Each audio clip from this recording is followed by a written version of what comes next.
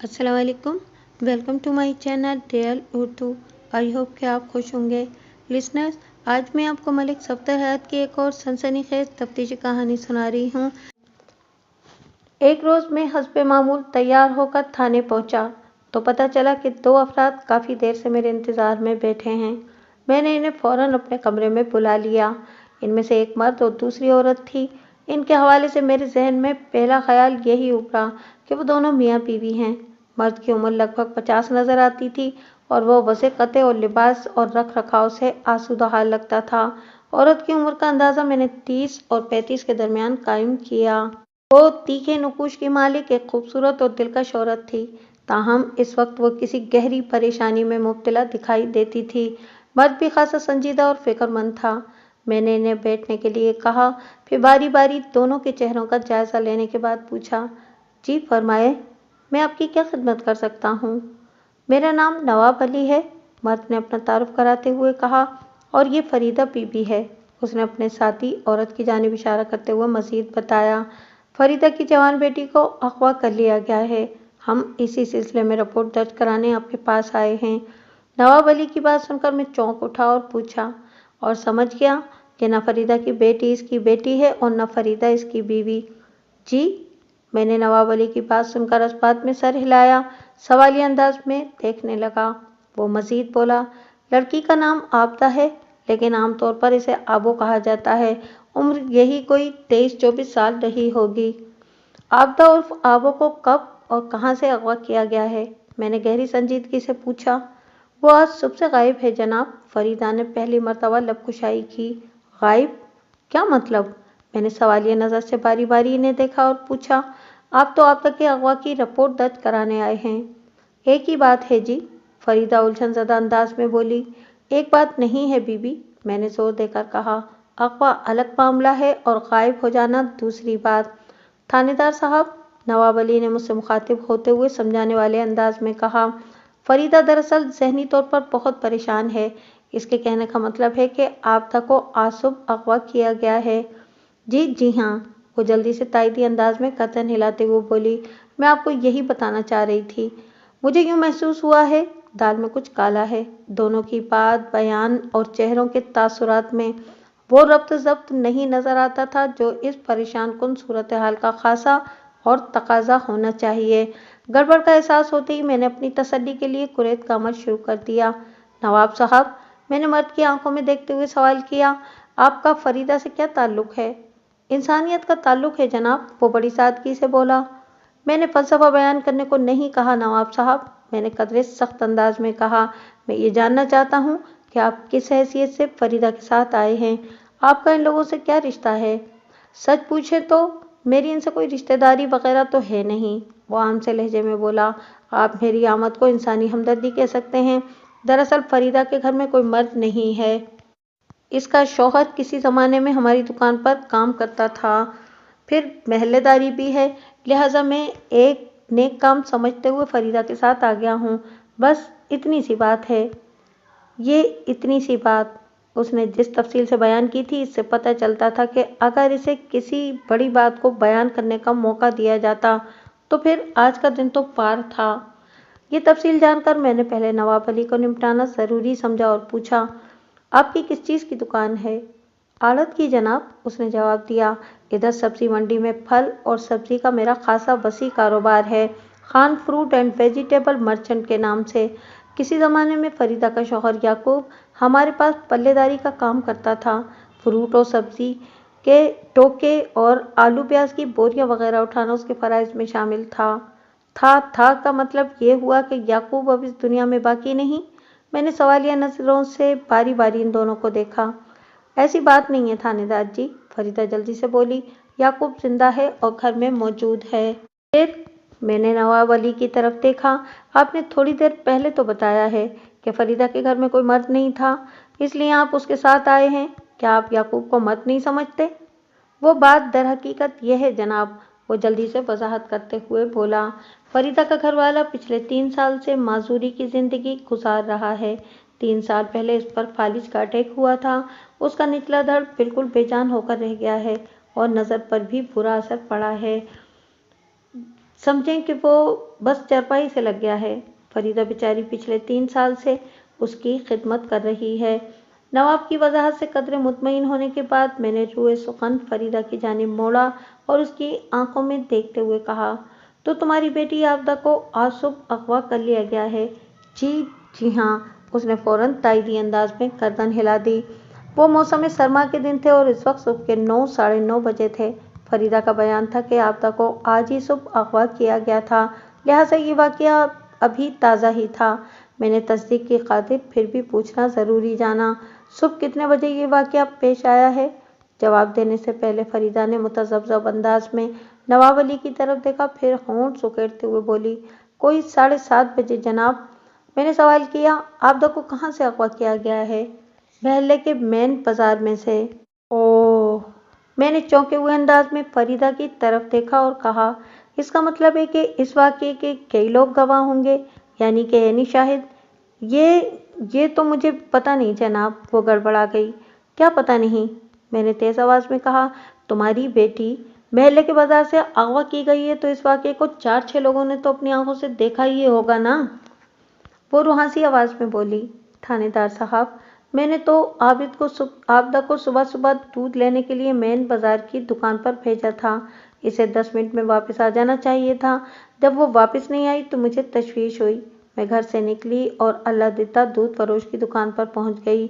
अल्लादित्ता से मैंने आबो के बारे में पूछा तो उसने लाइल्मी का इजहार किया। मैं और परेशान हो गई। महल्ले के जिस घर में उसके जाने के इम्कानात थे मैंने वहां जाकर देख लिया, लेकिन वो कहीं नहीं मिली। उसकी आवाज़ रुंध गई। चंद लम्हात के तवक्कुफ के बाद उसने बात मुकम्मल करते हुए कहा, जब हर तरफ से नाकामी देखने को मिली तो मैं सीधी नवाब साहब के पास पहुंच गई। उन्होंने पूरी तवज्जो से मेरी बात सुनी और यही मशवरा दिया कि इस वाक़ये की थाने में रिपोर्ट दर्ज कराना चाहिए। फिर हम आपके पास आ गए। बहुत अच्छा किया जो आप लोग मेरे पास आ गए, मैंने बड़ी रसान से कहा, लेकिन ये मामला मुझे खासा उलझा हुआ नज़र आ रहा है। क्यों जी? फरीदा ने कुछ न समझने वाले अंदाज में मुझे देखा। क्या उलझन है इस मामले में? सबसे बड़ी उलझन तो यह है कि फरीदा बीवी कि तुम इस बात पर इसरार कर रही हो कि तुम्हारी बेटी आबदा को अगवा कर लिया गया है। मैंने साफगोई का मुजाहरा करते हुए कहा, ना तो तुमने अगवा कुनिंदगान को देखा है और न ही ऐसा कोई और ऐनी शाहिद मौजूद है। फिर मैं कैसे मान लूँ कि आबदा को वाकई अगवा किया गया है? तुम्हारे पास इस दावे का कोई ठोस सबूत भी है या यूं ही हवा में लट घुमा रही हो? जी, मेरा दिल गवाही देता है कि मेरी बच्ची को अगवा किया गया है, वो भराई हुई आवाज़ में बोली। बीबी, ये थाना है और इसके बाद कचहरी का नंबर आता है। मैंने इसके चेहरे पर निगाह जमा कर समझाने वाले अंदाज में कहा, इन दोनों जगहों पर कानून की किताबों के मुताबिक मामला निपटाए जाते हैं और कानून हर बात के लिए वाज़ेह दलील और ठोस सबूत मांगता है। आबदा वाले मामले ने तो फरीदा की मत मार दी है जनाब, नवाब अली ने सूरत हाल को संभालते हुए कहा। फिर बराह रास्त वो अपनी साथी की तरफ देखते हुए बोला, फरीदा, थानेदार साहब को नवाज के बारे में बताओ ना। नवाज? ये कौन है? मैंने चौंक कर नवाब अली की तरफ देखा। जवाब फरीदा ने दिया, थानेदार जी, इसी लफंगे नवाजा ने तो मेरी बेटी को अगवा किया है। मैं नवाजा के खिलाफ रिपोर्ट दर्ज कराने आई थी, लेकिन परेशानी में दिमाग ने गड़बड़ कर दी और अब मेरे दिमाग में गड़बड़ शुरू हो गई है। मैंने जुमाइनी नज़रों से एक के बाद दीगरे इन दोनों को देखा, फिर नवाब अली से पूछा, नवाब साहब, ये क्या चक्कर चल रहा है? कोई चक्कर नहीं जनाब, वो बात बनाते हुए बोला। फरीदा बहुत ज़्यादा बौखलाई हुई है, इसलिए इसकी बातों में रब्त नहीं। आप तो बौखलाए हुए नहीं है ना? मैंने बड़ी गहरी नज़र से उसके चेहरे के तासुरात का जायज़ा लिया।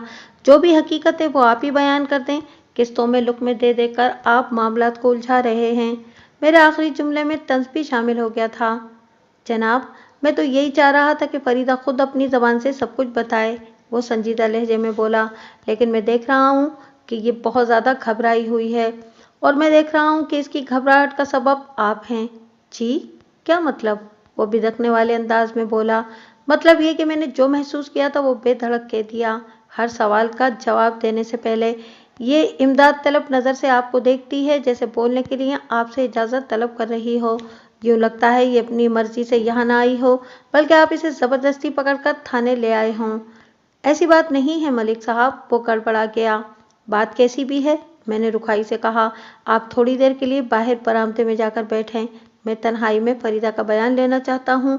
اگر اس دوران میں آپ کی ضرورت محسوس ہوئی تو میں بلا تکلف آپ کو اندر بلا لوں گا۔ میرا انداز اتنا دو ٹوک اور واضح تھا کہ وہ اپنے وہاں رکنے کے لیے کوئی توجہ پیش نہ کر سکا۔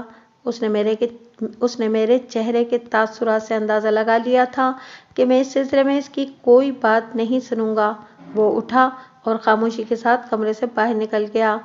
ہاں تو فریدہ بی بی، میں نے نواب علی کے جانے کے بعد عابدہ کی ماں سے مخاطب ہوتے ہوئے پوچھا، تمہارے بیان کے مطابق عابدہ آج صبح دودھ لینے کے لیے دکان پر گئی اور پھر واپس نہیں آئی۔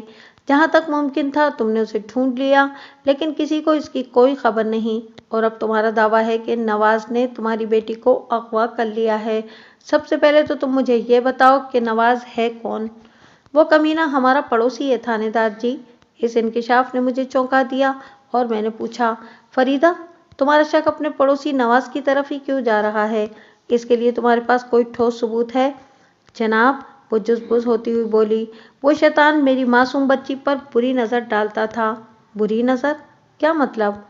وہ ہر اس موقع پر عابدہ کو حریصانہ نگاہ سے دیکھتا تھا جب بھی وہ اسے نظر آ جاتی۔ وہ نفرت آمیز لہجے میں بولی، میں اس کی ان گھٹیا حرکتوں سے سخت پریشان تھی۔ بلی دھیرے دھیرے تھیلے سے باہر آنے لگی تھی۔ میں نے گہری سنجیدگی سے استفسار کیا، وہ عابدہ کو صرف بری نظر سے دیکھتا ہی تھا یا زبان سے بھی کچھ کہتا تھا؟ وہ بدبخت کہتا تھا کہ اسے عابدہ سے محبت ہو گئی ہے۔ وہ ناگواری سے بولی، خواہ میری بچی کو بدنام کرنے کی کوشش میں لگا ہوا تھا۔ تم نے اس کی حرکتوں کے جواب میں کیا کارروائی کی؟ میں نے پہلے تو اس مردود کو پیار سے سمجھانے کی کوشش کی کہ وہ میری آبوں کا پیچھا چھوڑ دے۔ وہ ایک آہ بھرتے ہوئے بولی۔ جب لاڈ پیار کی زبان اس کی سمجھ میں نہیں آئی تو میں نے ڈانٹ ٹپٹ سے بھی کام لیا، لیکن مجال ہے کہ اس ڈھیٹ پر ذرا بھی اثر ہوا ہو۔ تنگ آ کر میں نے اس کی ماں کو اس کے کرتوتوں کے بارے میں بتا دیا۔ پھر تو گھر والوں نے اس کی خوب کھچائی کی ہوگی، میں نے کہا۔ کوئی نہیں، وہ ہاتھ نچاتے ہوئے بولی، اس کے گھر میں ہے کون جو اس کو لتاڑے گا؟ آجا کے صرف ایک ماں ہی ہے، اور ماں کی نظر میں تو نواز جیسا شریف اور بھلا مانس لڑکا روئے زمین پر کوئی موجود ہی نہیں۔ آپ کو پتا ہے اس منحوس نے میری شکایت کے جواب میں کیا کہا تھا؟ مجھے نہیں پتا تھا، لہٰذا میں نے نفی میں گردن ہلا دی۔ نہیں، میں آپ کو بتاتی ہوں جی، وہ بڑے جوش سے بولی۔ ان لمحات میں لگتا ہی نہیں تھا کہ اس کی نوجوان بیٹی اغوا ہو چکی ہے، اور اس کے اس انداز سے میں کھٹک گیا تھا۔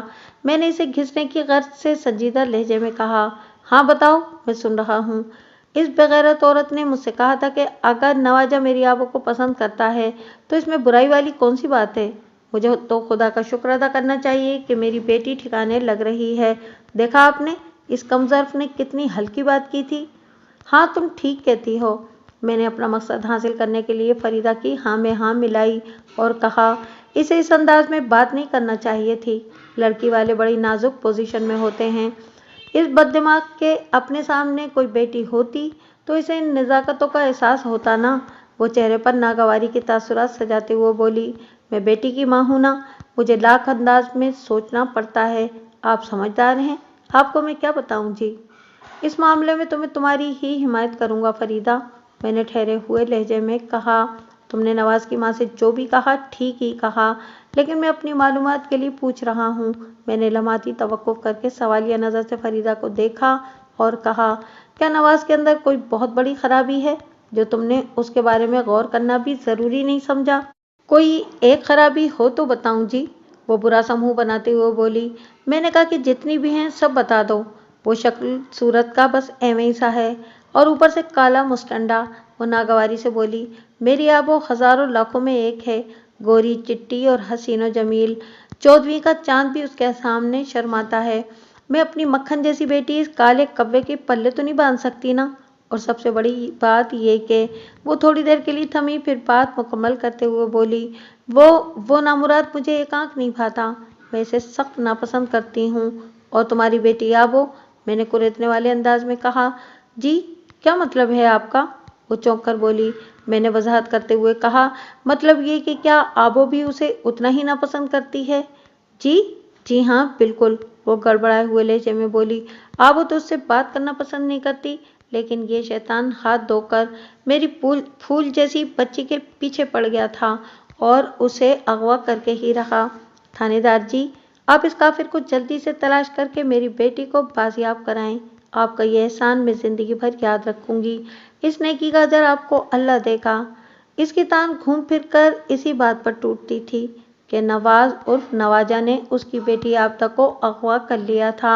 ये इसका बुग़्ज़ और नफरत थी जो वो अपने दिल में नवाज के लिए रखती थी, वरना अब तक की गुफ्तगू से मैंने यही अंदाज़ा कायम किया था कि नवाज आबदा को पसंद करता था और इससे शादी का ख्वाहिशमंद था।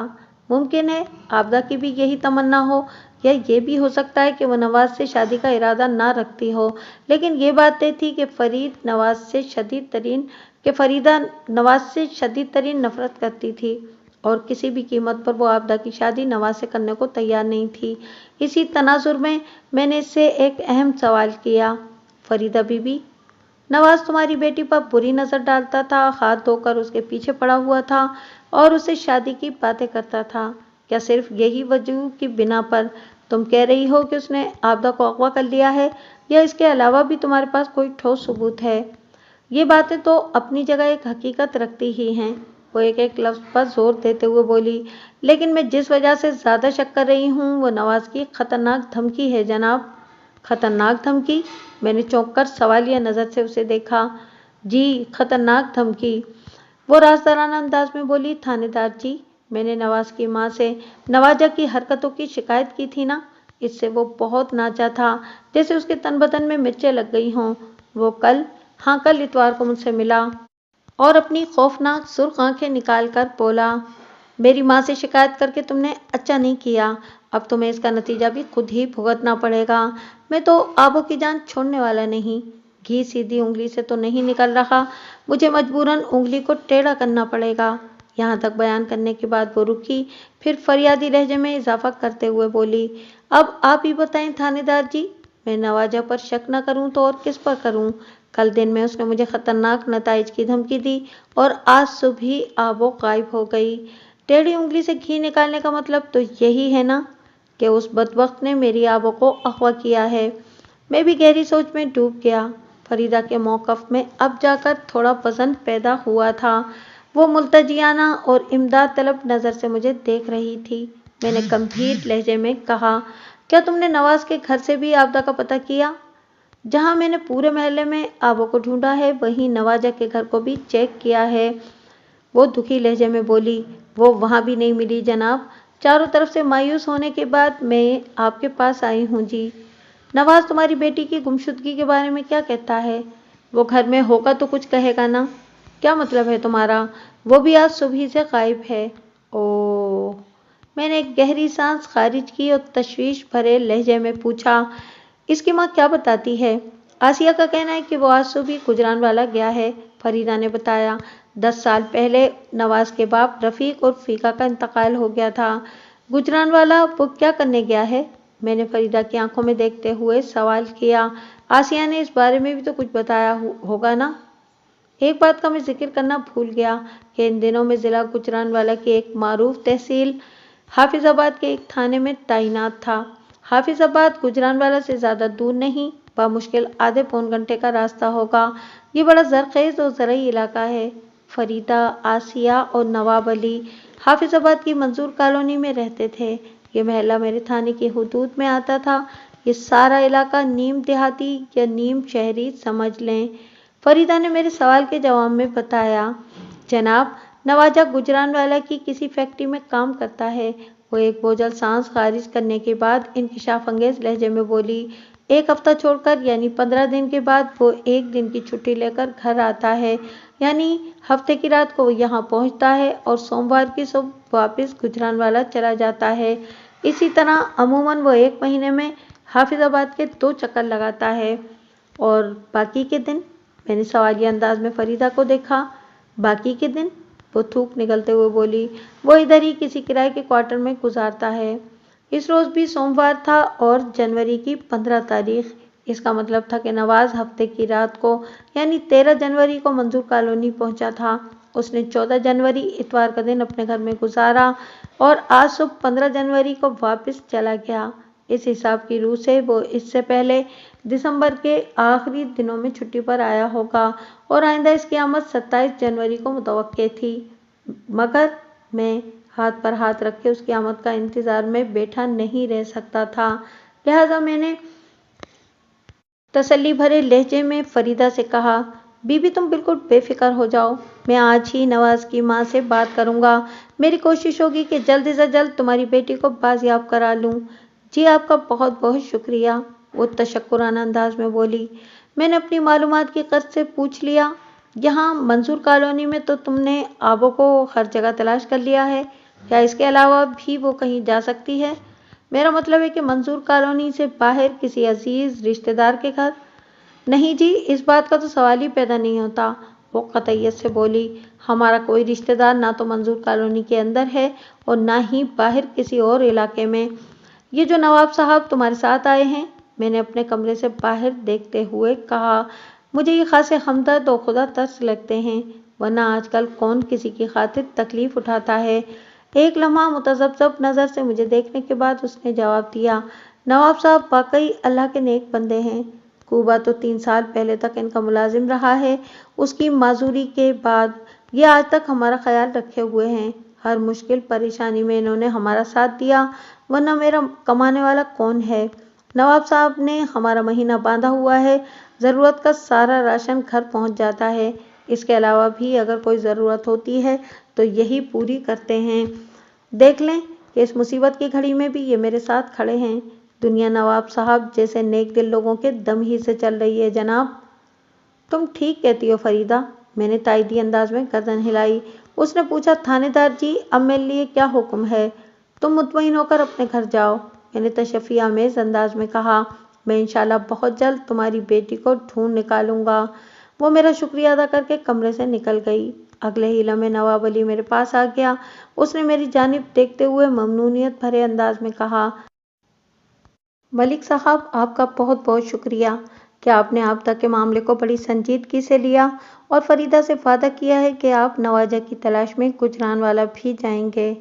یہ تو میرا فرض ہے جناب، میں نے ٹھہرے ہوئے لہجے میں کہا۔ تھانہ آخر ہوتا کس لیے ہے؟ اگر پولیس اپنے علاقے کے لوگوں کے مسائل حل نہیں کرے گی تو پھر اس محکمے کے وجود کا کوئی جواز سمجھ میں نہیں آتا۔ آپ کی سوچ عام پولیس والوں سے بہت مختلف ہے ملک صاحب۔ میں تو کہتا ہوں کہ ہر پولیس والے کی یہی سوچ ہونی چاہیے۔ کاش ایسا ہو جائے، وہ بڑے تمنائی انداز میں بولا اور پھر کہا، بہرحال اگر گجرانوالہ میں آپ کو کسی قسم کی مدد یا تعاون کی ضرورت پیش آئے تو میں حاضر ہوں۔ میں آپ کو وہاں کے 1-2 لوگوں کے ایڈریس دے دیتا ہوں، آپ میرا نام لیں گے تو وہ اپنا کام چھوڑ چھاڑ کر آپ کے ساتھ لگ جائیں گے اور آپ کے ہر کام کی اور ہر حکم کی تعمیل کریں گے۔ میں ہرگز یہ نہیں چاہتا تھا کہ میری خاطر کوئی اپنا کام کاج چھوڑ دے اور نہ ہی مجھے اپنا حکم بلا وجہ تعمیل کروانے کا کبھی شوق رہا ہے۔ تاہم نواب علی کا دل رکھنے کے لیے میں نے اس کی بات سن لی۔ اس نے مجھے گجرانوالہ کے 2 افراد کے نام اور ایڈریس نوٹ کروا دیے۔ وہ دونوں اسی کے ہم پیشہ تھے۔ ان میں سے ایک کا نام مہر سلیم تھا جو پرانی سبزی منڈی کا ایک معروف آڑھتی تھا، اور جبکہ دوسرے یعنی چودھری اقبال کا تعلق نئی سبزی منڈی سے تھا۔ مذکورہ سبزی منڈی تھانہ صدر گجرانوالہ کے پچھواڑے تھوڑے فاصلے پر واقع تھی، یعنی کہ شیخو پورہ روڈ پر۔ تھوڑی دیر کے بعد وہ دونوں رخصت ہو گئے۔ منظور کالونی کا مین بازار فریدہ کے گھر سے ایک گلی کے فاصلے پر تھا اور یہ دونوں گلیاں ایک دوسرے پر عمود بناتی یا گراتی تھیں، کیونکہ ایک مقام پر ان کے باہم قطع کرنے سے ایک چوراہا وجود پاتا تھا۔ ایک محتاط اندازے کے مطابق فریدہ کے گھر سے مین بازار میں واقع دودھ کی دکان تک پہنچنے کے لیے بامشکل 1 منٹ کا وقت درکار تھا، لہٰذا آبوں کو زیادہ سے زیادہ اس دکان سے دودھ لے کر 10 منٹ کے اندر اندر واپس گھر آ جانا چاہیے تھا، اور وہ نہیں آئی تھی۔ میں نے آبدہ کے اغوا کو ذہن میں رکھتے ہوئے سب سے پہلے تو اللہ دیتا شیر فروش سے پوچھ گچھ کی۔ میں کانسٹیبل حمید اللہ کے ساتھ جائے وقوع پر پہنچا تھا۔ اس وقت دوپہر ہو رہی تھی، تاہم اب بھی فضا میں اچھی خاصی خنکی موجود تھی۔ اللہ دیتا کی عمر 60 سال کے قریب رہی ہوگی۔ وہ ایک دبلا پتلا اور دراز قامت شخص تھا۔ سر اور مونچھ داڑھی سب سفید ہو چکا تھا اور اس سفیدی کو چھپانے کے لیے وہ باقاعدہ خضاب کا استعمال کرتا تھا۔ میں نے اس کے بالوں کو ایک نظر دیکھتے ہی اندازہ لگا لیا تھا کہ وہ خود کو جوان دکھانے کے لیے کون سا نسخہ استعمال کر رہا تھا۔ اس نے میرے سوال کے جواب میں حیرت بھرے انداز میں کہا، تھانے دار صاحب، सुबह आबो की माँ भी मुझसे ऐसी ही बातें पूछ कर गई है, लेकिन यकीन करें मैं आबो के बारे में कुछ नहीं जानता। वो कहाँ गायब हो गई मुझे कुछ पता नहीं। वो जहाँ भी गायब है इसे मैं खुद ढूंढ निकालूंगा अल्लाह दिता। तुम्हें इस सिलसिले में परेशान होने की ज़रूरत नहीं, मैंने उसकी आंखों में देखते हुए कहा। तुम मुझे सिर्फ इतना बताओ कि आबो ने आज सुबह तुम्हारी दुकान से दूध लिया था या नहीं। मुझे अच्छी तरह याद है सरकार, वो ठोस लहजे में बोला। आज तो मैंने आबो को कभी देखा ही नहीं। वो सुबह मेरे पास दूध लेने नहीं आई थी। वो तुम्हारे पास दूध लेने नहीं आई और तुमने उसे देखा भी नहीं, मैंने खुद कलामी वाले अंदाज में कहा। फिर वो कहाँ गुम हो गई? फरीदा के मुताबिक तो वो दूध लेने घर से निकली थी एल्युमिनियम की छोटी बाल्टी के साथ। फिर ना तो वो घर पहुंची और ना ही एल्युमिनियम की बाल्टी का कोई सुराग मिला है। जनाब, वो बड़ी राजदारी से बोला। फरीदा ने आपको राज वाली बात नहीं बताई? राज वाली बात? मेरे कान खड़े हो गए। कौन सी बात अल्लाह दिता? मैंने चौंके हुए अंदाज में पूछा। यहाँ तो हर तरफ वो कहती फिर रही है, वो इंकशाफ अंगेज लहजे में बोला, कि आसिया को लड़के नवाजे ने उसकी बेटी को अगवा कर लिया है। हाँ अल्लाह दिता, ये बात उसने मुझसे भी कही है, लेकिन मुझे उसकी बात का यकीन नहीं आया। मैंने उसके दिल का हाल जानने की गर्ज से कहा, फिर गली की तरफ इशारा करते हुए इजाफा किया। अब तुम खुद ही देख लो, यहाँ ऐसे कोई आसान नज़र आ रहे हैं जिससे अंदाज़ा होता हो कि सुबह सुबह एक लड़के ने एक लड़की को अगवा किया है। आप ठीक कहते हैं थानेदार साहब, वो ताइदी अंदाज में गर्दन हिलाते हुए बोला। ऐसे वैसे आसार तो नहीं हैं। और फिर लड़की और लड़के के घर तुम्हारी दुकान से दूरी कितने हैं? मैंने मजीद उसे चिढ़ाते हुए कहा। अगर ये अगवा की कोई वारदात होती तो तुम्हारी नज़र से कैसे छुप सकती थी? वो चुपचाप तो अगवा नहीं हो गई होगी ना, उसने कुछ तो मज़ाहमत की होगी, थोड़ी बहुत चीखी चिल्लाई भी होगी। इस सूरत में भी आबू की आवाज़ तुम्हारे कानों तक ज़रूर पहुंचती है ना? इस बात पर तो मैंने गौर ही नहीं किया सरकार, वो हैरत से आंखें फैलाते हुए बोला। इसका मतलब है कि फरीदा अगवा वाली बात झूठ कह रही है, इसकी बेटी खुद ही कहीं चली गई होगी। कहाँ चली गई होगी? मैंने कदरे सख्त लहजे में सवाल किया। मम, मेरा मतलब है, वो गड़बड़ाते हुए लहजे में बोला, वो खुद ही नवाजे के साथ कहीं चली गई होगी। इन लम्हात में अल्लाह दिता का जहन बिल्कुल मेरे जहन से मैच कर रहा था। मैंने फरीदा की ज़बान से अगवा की कहानी सुनकर तफ्तीश का आगाज़ तो कर दिया था, लेकिन मेरा दिल इस हवाले से मुतमईन नहीं था। मुझे भी यही शक था कि अगर आबो नवाजा के साथ गई है तो फिर वो राजी खुशी अपनी मंशा से गई है। मैंने कुरैत का अमल जारी रखते हुए अल्लाह दिता से मजीद इस्तफसार किया। तो तुम्हारा मतलब है कि इन दोनों के बीच पहले से कोई चक्कर चल रहा था? जनाब, वो मुतामिलाना अंदाज में बोला। कहते हैं कि किसी की बहू बेटी के बारे में इस किस्म की बातें नहीं करना चाहिए। उलमाती तवक्कुफ के बाद थोड़ी हिम्मत करते हुए बोला। मुझे ये तो पता नहीं जी कि इनके दरमियान कोई चक्कर वगैरह चल रहा था या नहीं। अलबत्ता मैंने सुना है कि वो दोनों एक दूसरे को पसंद करते थे। नवाजा की पसंदीदगी का तो मुझे भी पता चला है, मैंने उसका हौसला बढ़ाते हुए कहा। लेकिन इसके साथ ही ये बात भी मेरे इल्म में लाई गई है कि नवाजा का मामला यकतरफा था। वो इससे सख्त नफरत करती थी। ये बात आपको किसने बताई है? वो नफ़ी में गर्दन झटक कर सवालिया नज़र से मुझे देखने लगा। फरीदा ने, मैंने जवाब दिया। वो अपनी बेटी को बचाने की कोशिश कर रही है, अल्लाह दिता ने गहरी संजीदगी से कहा। मेरी हैरत उलझन में बदल गई। मैंने पूछा कि किससे बचाने की कोशिश कर रही है? बदनामी से, वो सोच में डूबे हुए लहजे में बोला। इसीलिए सारा मलबा वो नवाजा पर डाल रही है। ज़रा वजाहत करो अल्लाह दिता, मैंने गंभीर अंदाज में कहा। देखें जी, वो मोहतात अंदाज में चारों तरफ देखते हुए राजदाराना लहजे में बोला। मैं समझता हूँ कि नवाजा और आबो में प्यार मोहब्बत का खेल चल रहा था, लेकिन फरीदा नवाजा के सख्त खिलाफ बल्कि उसकी दुश्मन है। जब आबो ने देखा होगा कि ये मामला कभी सीधा नहीं हो सकता तो वो नवाजा के साथ भाग गई। थोड़ी देर को रुककर उसने गहरी सांस ली, फिर इसी पुरस्कार धीमे लहजे में इजाफा करते हुए बोला। अब फरीदा बदनामी के खौफ से अगवा का शोर मचाकर बेचारे नवाजा को मुजरिम ठहरा रही है। मैं तो कहता हूँ कि ये काम लड़का लड़की दोनों की मिली भगत से हुआ है। ये तुम्हारा अंदाज़ा है या इस सिलसिले में तुम्हारे पास कोई ठोस सबूत भी है? मैंने अल्लाह दिता की आंखों में देखते हुए सवाल किया। जनाब, आप इसे मेरा अंदाज़ा समझ लें, वो फौरन पसपाई इख्तियार करते हुए बोला। आप मेरे हवाले से इस बात का कहीं जिक्र न करें तो बड़ी मेहरबानी होगी। तुम बिल्कुल बेफिक्र रहो अल्लाह दिता, मैंने उसके तहफ़्फ़ुज़ात के पेश नज़र कहा। इस मामले में तुम्हारा नाम कहीं नहीं आएगा।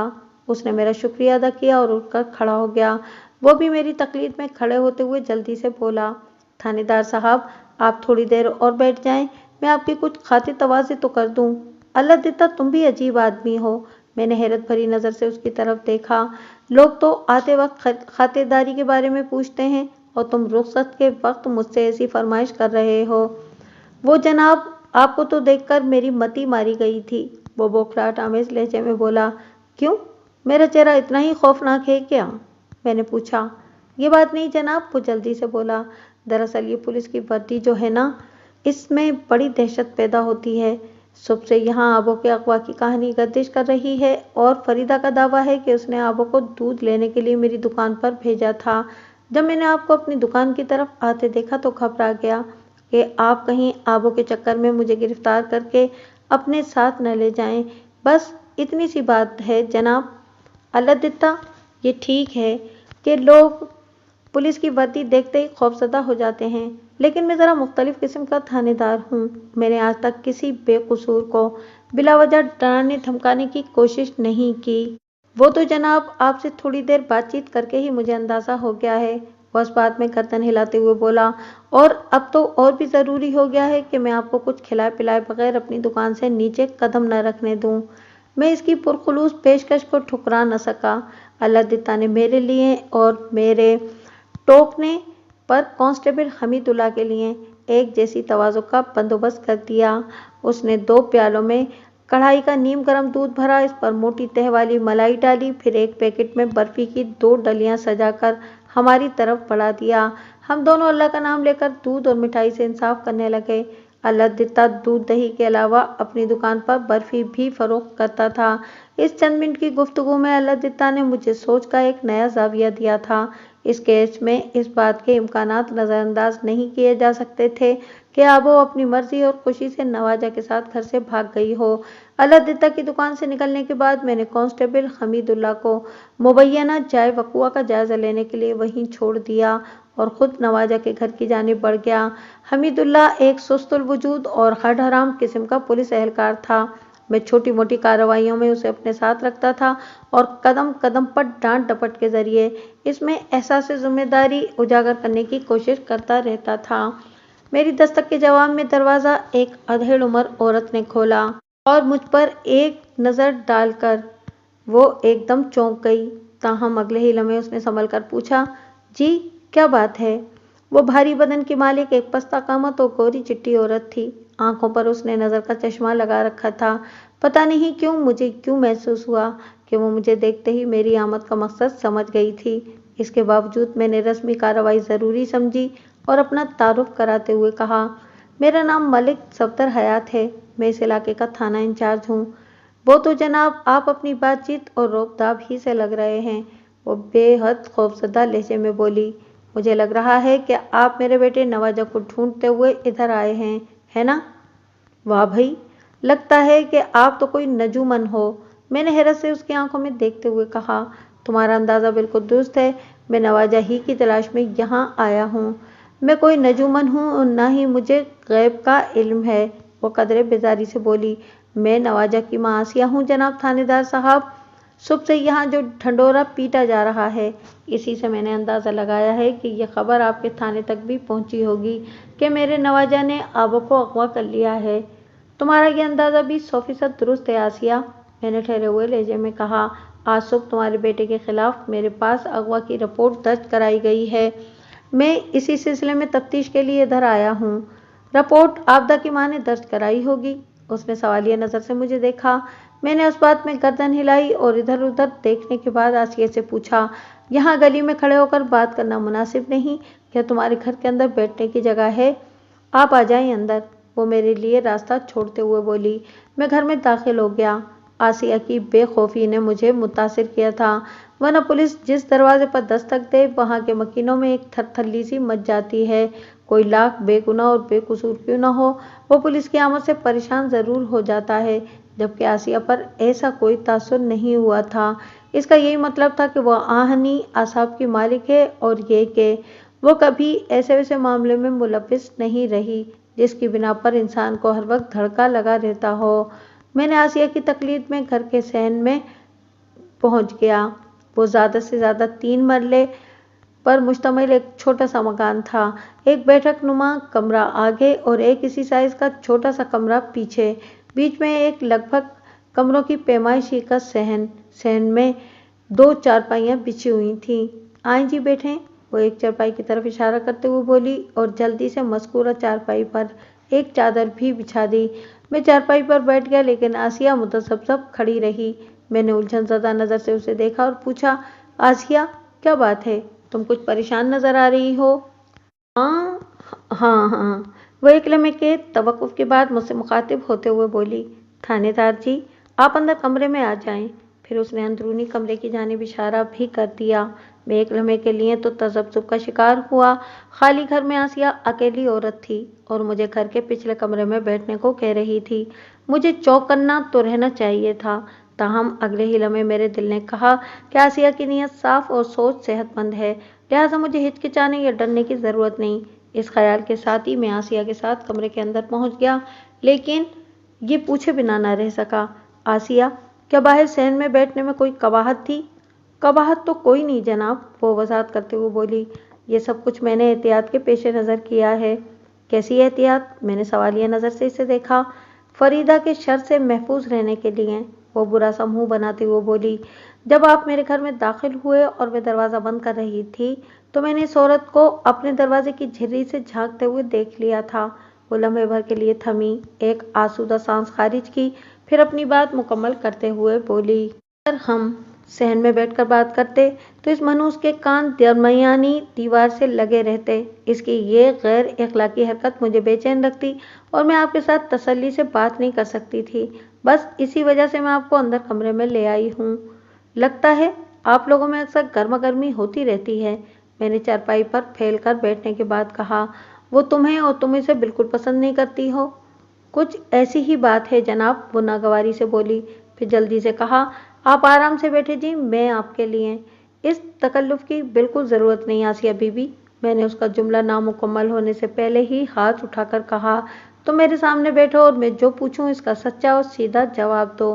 तुम्हारी सबसे बड़ी खिदमत यही होगी कि तुम कानून के साथ भरपूर ताउन करो। चंद लम्हात की सोच विचार के बाद वो सामने वाली चरपाई पर बैठ गई।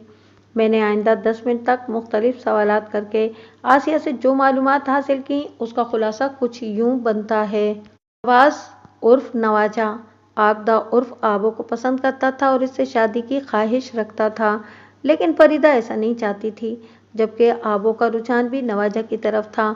नवाजा ने अपनी माँ को दिल का हाल सुनाया और उसका रिश्ता चलाने की बात की, लेकिन फरीदा ने यह कहकर साफ मना कर दिया कि वो अपनी बेटी की शादी अपनी बहन के बेटे से करेगी जो वजीराबाद में रहते हैं, वगैरह वगैरह। लेकिन फरीदा ने तो मुझे बताया है कि इसका कोई रिश्तेदार कहीं नहीं है। आसिया के खामोश होने पर मैंने हैरत भरे लहजे में कहा, हकीकत तो यही है जनाब, वो इस बात में गर्दन हिलाते हुए बोली। बहन और भांजे का किरदार भी फर्जी है, सिर्फ मुझे इनकार करने के लिए। फरीदा अव्वल दर्जे की मक्कार और झूठी है। मुझे मुतमईन करने के लिए उसने यहाँ तक कह दिया कि उसकी बहन जुबैदा वजीराबाद में रहती है और जुबैदा का बेटा तुफैल छुरी चाकू बनाने वाली एक फैक्ट्री में काम करता है। किसी से सुन लिया होगा कि वजीराबाद छुरियाँ चाकू बनाने की वजह से काफ़ी मशहूर है। मैंने तो कभी झूठी की बहन को यहाँ आते जाते नहीं देखा और ना ही वो छुरियाँ चाकू बनाने वाला तुफैल कभी नज़र आया है। वजीराबाद भी गुजरानवाला की एक तहसील था जो दरियाए चनाब के किनारे वाक़ थी। वजीराबाद की सबसे मारूफ सनत और पहचान चाकू और छुरी साजी ही थी। इस ज़माने में ज़िला गुजरानवाला की 3 तहसीलें हुआ करती थीं। Number 1 Gujranwala, number 2 Hafizabad, number 3 Wazirabad. आजकल का मुझे पता नहीं कि इस ज़िले में कौन कौन सी जोग्राफियाई तब्दीलियाँ रूनुमा हो चुकी हैं। फरीदा ने तो इस बात का जिक्र भी नहीं किया कि तुमने बाकायदा नवाजा के रिश्ते की बात चलाई थी। मैंने कहा, एक झूठा इंसान जितने भी झूठ बोल ले या कितने भी सच को छुपाने की कोशिश करे, क्या कह सकते हैं, वो बेजारी से बोली। मैंने कहा, आसिया ये सारी बातें एक तरफ, लेकिन फरीदा की लड़की तो घर से गायब है और उसका दावा है कि तुम्हारे बेटे ही ने आबो को अगवा किया है। तुम इस सिलसिले में क्या कहती हो? थानेदार जी, वो गहरी संजीदगी से बोली, मैं तो सिर्फ इतना जानती हूँ कि नवाजा ने आबो को अगवा नहीं किया, और ये कि वो कहाँ गायब है या आबो को पता होगा या इसकी माँ फरीदा को। तुमने बड़े वसूख से कहा कि नवाजा आबो के अगवा में मुलविस नहीं। मैंने उसके चेहरे पर निगाह जमाते हुए सवाल किया, क्या तुम्हारे पास इस बात का ठोस सबूत भी मौजूद है? जी हाँ, ये है ठोस सबूत। वो अपनी आंखों को छूते हुए बड़े एतमाद से बोली, यह है जीता जागता सबूत थानेदार साहब। मैं कुछ समझा नहीं आसिया बीबी, मैंने मुतामिलाना लहजे में कहा। थोड़ी वजाहत करो कि तुम्हारी आंखों ने ऐसा क्या देख लिया है जिसकी बिना पर तुम अपने बेटे को बेकसूर समझ रही हो? मेरी आंखों ने अपने बेटे को देखा है, वो समझाने वाले अंदाज में बोली।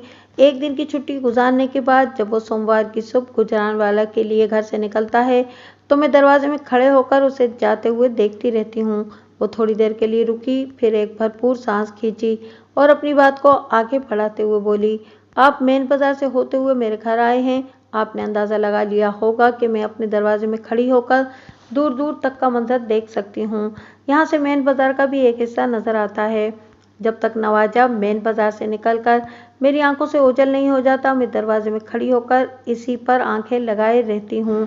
आज सुबह भी यही हुआ और सारे वक्त में मुझे आबो कहीं नजर नहीं आई। अगर नवाजा ने आबो को अगवा किया होता तो ये वाकया मेरी निगाह से छुप नहीं सकता था।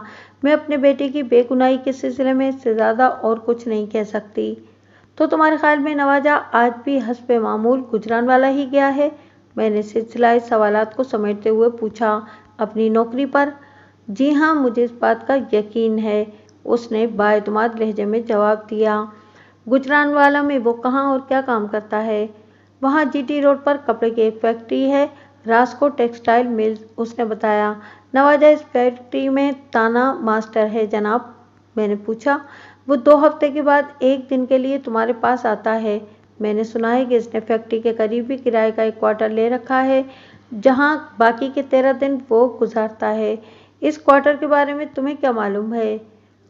गुजरानवाला रवाना होने से पहले नवाजा के हवाले से मुकम्मल मालूमात हासिल कर लेना चाहता था ताकि वहां पहुंचकर मैं किसी कमी का एहसास और दुश्वारी का सामना न करूं। आसिया ने मेरे सवाल के जवाब में बताया, फैक्ट्री से थोड़े फासले पर महल्ला कंगनी वाला है। कंगनी वाला में एक बेवा ने अपने मकान के सामने वाला हिस्सा इन्हें किराए पर दे रखा है और वो इन्हें। मैंने उसकी बात पूरी होने से पहले ही सवाल कर दिया, क्या इस बेवा के क्वार्टर में नवाजा के साथ कोई और भी किराए पर रहता है? जी, एक और लड़का भी इस क्वार्टर में रहता है, उसने इस बात में जवाब दिया। इसका नाम हनीफ है और वो वजीराबाद ही का रहने वाला है। क्या हनीफ भी नवाजा के साथ रास्को टेक्सटाइल मिल ही में काम करता है? जी नहीं, उसने नफी में गर्दन हिलाई। वो किसी दूसरी फैक्ट्री में काम करता है। मुझे इस फैक्ट्री का नाम याद नहीं, लेकिन वो भी कपड़े ही की फैक्ट्री है और रास्को से ज़्यादा दूर नहीं। आसिया, कानून की मदद करने के लिए मैं तुम्हारा शुक्रगुजार हूँ, मैंने खड़े होते हुए कहा। मेरी दुआ है और तुम भी यही दुआ करो कि तुम्हारा बेटा आबो की गुमशुदगी या अगवा में किसी भी हवाले से मुलविस न पाया जाए, वरना तुम्हारे लिए बड़ी मुश्किल हो जाएगी। मुझे तो अपनी बेटी की बेगुनाही का पक्का यकीन है थानेदार साहब, वो एक एक लफ्ज़ पर जोर देते हुए बोली। आप भी तहकीक करके मेरे यकीन को आजमा लें। आसिया बीबी, जहाँ तुमने अपना ताउन किया है, जहाँ तुमने इतना ताउन किया है, वहाँ थोड़ी और तकलीफ दूंगा। वो सवालिया नज़र से मुझे देखने लगी। मैंने वजाहत करते हुए कहा, खाना तलाशी ज़ाब्ते की कार्रवाई का एक हिस्सा है। मैं ये नाखुशगवार फ़र्ज निभाने पर मजबूर हूँ। वो मेरी बात की तह तक पहुँचने के बाद ठहरे हुए लहजे में बोली, थानेदार साहब, आप मेरे छोटे से घर के सैन में से गुजरकर इस कमरे तक पहुँचे हैं। आपने अच्छी तरह देख लिया होगा कि इन दोनों जगहों पर मैंने आबो को कहीं नहीं छुपा रखा। अब एक बैठक और बाकी बचती है। वो सांस संवार करने के लिए रुकी और फिर बात मुकम्मल करते हुए बोली, आए मैं आपको बैठक भी खोलकर दिखा देती हूँ। आए मैं चुपचाप उसके पीछे हो लिया। आइंदा रोज मैं कांस्टेबल हुसैन शाह के साथ गुजरानवाला जाते हुए आबो की गुमशुदगी के बारे में ही सोच रहा था। गुमशुदगी के अल्फाज मैंने इसलिए इस्तेमाल किए हैं कि अब तक की तफ्तीश और तहकीक की रोशनी में उसके अगवा के आसार नजर नहीं आए थे। इसके बाद क्या होने वाला था ये खुदा बेहतर जानता था। गुजरानवाला पहुंचकर नवाजा से मिलने के बाद क्या हालात खुलकर सामने आते हैं, इसके बारे में कबल अज़ वक्त कुछ नहीं कहा जा सकता था। मेरा जहन इन लम्हात में बैक वक्त 2-3 जावियों पर सोच रहा था। آسیہ کے گھر کی تلاشی تو بے سود ہی ثابت ہوئی تھی، لیکن یہ بات بھی طے تھی کہ اب وہ کہیں غائب ہو چکی تھی۔ بالفرض محال اگر نوازا نے اسے اغوا نہیں کیا تھا یا وہ اپنی مرضی سے نوازا کے ساتھ کہیں نہیں گئی تھی، تو پھر فریدہ نے خود ہی اسے کہیں چھپا دیا ہے تاکہ اس کے اغوا کا الزام نوازا پر ڈال کر وہ اپنے دل کی بھڑاس نکال سکے۔ ویسے فریدہ بھی مجھے کوئی کم تیز ترار عورت نہیں لگی تھی۔ اس آخری امکان کو نظر انداز نہیں کیا جا سکتا تھا۔ میں در حقیقت نوازا سے ملاقات کے بعد ہی کسی حتمی نتیجے پر پہنچ سکتا تھا۔ ہم صبح ناشتے کے فوراً بعد حافظ آباد سے نکل پڑے تھے، لہٰذا ٹھیک 10 بجے ہم تھانہ صدر گجرانوالہ میں بیٹھے تھے۔ مذکورہ تھانہ شیخوپورہ موڑ پر گورنمنٹ ہائی اسکول کے ساتھ واقع تھا اور اسی شیخوپورہ موڑ کو گجرانوالہ کا چھوٹا لاری اڈہ بھی کہا جاتا ہے۔ یہ مین جی ٹی روڈ پر تھا، جس پر لاہور سے راولپنڈی کے درمیان لاریاں اور بسیں اور ٹرک وغیرہ شب و روز دوڑتے رہتے تھے۔ تھانے سے جنوبی سمت میں 40 میل کے فاصلے پر لاہور واقع تھا اور شمالی جانب 135 میل کی دوری پر راولپنڈی تھا۔ اس جی ٹی روڈ کی ایک خوبی یہ بھی ہے کہ یہ 5 میں سے 3 دریاؤں کے اوپر سے گزرتی ہے۔ لاہور سے راولپنڈی کی طرف جائیں تو شہر کی حدود سے باہر نکلتے ہی دریائے راوی سے واسطہ پڑتا ہے، پھر وزیر آباد اور گجرات کے درمیان دریائے چناب رواں تواں ہے اور لالا موسیٰ اور کھاریاں چھاؤنی کے بعد دریائے جہلم آتا ہے۔ اس زمانے میں تھانہ صدر کے انچارج امتیاز گوندل صاحب ہوا کرتے تھے۔ کنگنی والا اور جی ٹی روڈ کا دوسرا علاقہ تھانہ صدر کی حدود میں آتا تھا۔ میں نے گوندل صاحب کو اپنے مسائل کے بارے میں تفصیل سے بتایا تو انہوں نے کہا، یہ تو کوئی بات ہی نہیں ہے ملک صاحب، آپ میرے تھانے کی حدود میں جس بھی قسم کی کارروائی کرنا چاہتے ہیں آپ کو میری طرف سے مکمل اجازت ہے۔ آپ نے میرے ذہن کا بوجھ ہلکا کر دیا ہے گوندل صاحب، میں نے تشکرانہ انداز میں کہا۔ کیوں شرمندہ کرتے ہیں جناب؟ وہ جلدی سے بولا۔ آپ کو اس کام کے لیے میرے تھانے سے کسی نفری شفری کی ضرورت ہو تو وہ بھی بے دھڑک لے سکتے ہیں جناب۔ یہ خطرناک ڈاکوؤں اور ڈکیتوں کی گرفتاری کا معاملہ تو ہے نہیں جو درجنوں ملازموں کی ضرورت ہو، میں نے صاف گوئی کا مظاہرہ کرتے ہوئے کہا۔ میں سمجھتا ہوں کہ اس تفتیشی کام کے لیے میرے ساتھ آنے والا کانسٹیبل ہی کافی ثابت ہوگا۔ جیسے آپ کی مرضی ملک صاحب، وہ زیر لب مسکراتا ہوا بولا۔ گوندل صاحب نے تھوڑی ہی دیر میں ہمارے لیے ایک ٹانگے کا بندوبست کر دیا اور احتیاطاً اپنے تھانے کا ایک سپاہی بھی ہمارے ساتھ کر دیا تاکہ کسی مرحلے پر ہمیں کوئی دشواری محسوس نہ ہو۔ اس کانسٹیبل کا نام آفتاب تھا، جو رانا کالونی کا رہنے والا تھا۔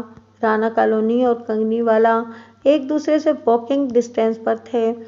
دوپہر سے تھوڑی دیر پہلے ہم ٹانگے میں بیٹھ کر تھانہ صدر سے راسکو ٹیکسٹائل ملز کی جانب روانہ ہو گئے۔ کانسٹیبل آفتاب ایک صحت مند اور ہٹا کٹا پولیس اہلکار تھا۔ دراز قامتی پر گھنگھریالے بال اس کی شخصیت میں بڑا حسن اور کشش پیدا کرتے تھے۔ اس نے مجھے بتایا کہ راسکو ملز رانا کالونی اور کنگنی والا کے وسط میں واقع ہے۔ اس وقت ہم جی ٹی روڈ پر سفر کر رہے تھے اور ہمارا رخ لاہور کی سمت تھا۔ جی ٹی روڈ کی دونوں طرف مختلف فیکٹریاں اور ملز واقع تھیں اور یہ سلسلہ کافی دور تک چلتا چلا گیا تھا۔ اسی سفر کے دوران میں دائیں ہاتھ پر 1-2 سینما ہاؤس بھی نظر آئے۔ جب ہم دوسرے سینما کے پاس سے گزر رہے تھے تو آفتاب نے بائیں جانب اشارہ کرتے ہوئے بتایا، ملک صاحب، یہ جو آپ کو بہت بڑی انڈسٹری نظر آ رہی ہے نا، اس کے عقب میں دانا کالونی ہے جہاں میرا گھر ہے۔ میں نے اس بات میں گردن ہلائی اور پوچھا کہ تم نے جس انڈسٹریز کا نام لیا ہے اس میں کیا چیز تیار ہوتی ہے؟ چیز نہیں، چیزیں کہیں جناب، وہ دونوں ہاتھ پھیلاتے ہوئے بولا۔ سینیٹری کا اعلیٰ درجے کا سامان، باتھ روم فٹنگز کے علاوہ پنکھوں کا ایک بہت معروف برانڈ بھی یہاں تیار کیا جاتا ہے جو زیادہ تر ایکسپورٹ کر دیا جاتا ہے۔ گجرانوالہ کی انڈسٹری میں 2-3 چیزیں بہت مشہور ہیں۔ نمبر 1 ریشمی اور سوتی ہر قسم کا کپڑا، نمبر 2 بجلی کی چھوٹی بڑی ہر نوعیت کی موٹریں، نمبر 3 پنکھے، یعنی یہاں کی ٹیکسٹائل انڈسٹری اور الیکٹریکل اور مکینیکل انڈسٹری سر فہرست ہے۔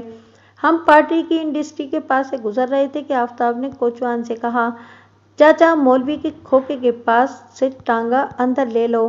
مولوی کا کھوکا اس علاقے کا ایک معروف ہوٹل تھا۔ کسی زمانے میں وہ سگریٹ اور چائے کا ایک معمولی سا کھوکا ہوا کرتا تھا۔ लेकिन वक्त के साथ साथ मौलवी साहब और इनके खोखे ने बड़ी तरक्की की थी। टांगे ने जीटी रोड को छोड़ा और दाएं जानिब मौलवी के खोखे के पास से गुजरते हुए सीधा रास्को मिल्स पहुंच गया। इस मिल्स के सामने एक छोटा सा बाग भी बना हुआ था, जहां अमरूद और जामुन वगैरह के दरख्त कसरत से नजर आ रहे थे। हम रास्को के दफ्तरी हिस्से में पहुंचे तो एक दुबले पतले और दराज कामत शख्स से मुलाकात हुई। उसका नाम बरकत अली मालूम हुआ, जिसकी उम्र 55 और 60 साल के दरमियान रही होगी। वो रास्को में मुंशी की हैसियत से काम कर रहा था। रास्को का मालिक यानी बाबू साहब शहर से बाहर गया हुआ था। मैं और कांस्टेबल हुसैन शाह इस वक्त अवामी लिबास में थे, जबकि कांस्टेबल आफ्ताब पुलिस यूनिफॉर्म में मलबूस था। एक पुलिस वाले के साथ दो सादा लिबास अफराद को अपने सामने देखकर मुंशी बरकत अली फौरन अटेंशन हो गया। आज की बनिस्बत हमारे ज़माने में अवाम में पुलिस की इज्जत और तौकीर काफ़ी ज़्यादा थी। एक आम सिपाही का भी खासा रोब व दबदबा हुआ करता था। आजकल की अवाम या तो बहुत ज़्यादा ताकतवर हो गई है और या फिर पुलिस बहुत ज़्यादा कमज़ोर हो गई है कि मुश्किल से घर का खर्चा पूरा करने वाला आम आदमी भी एएसआई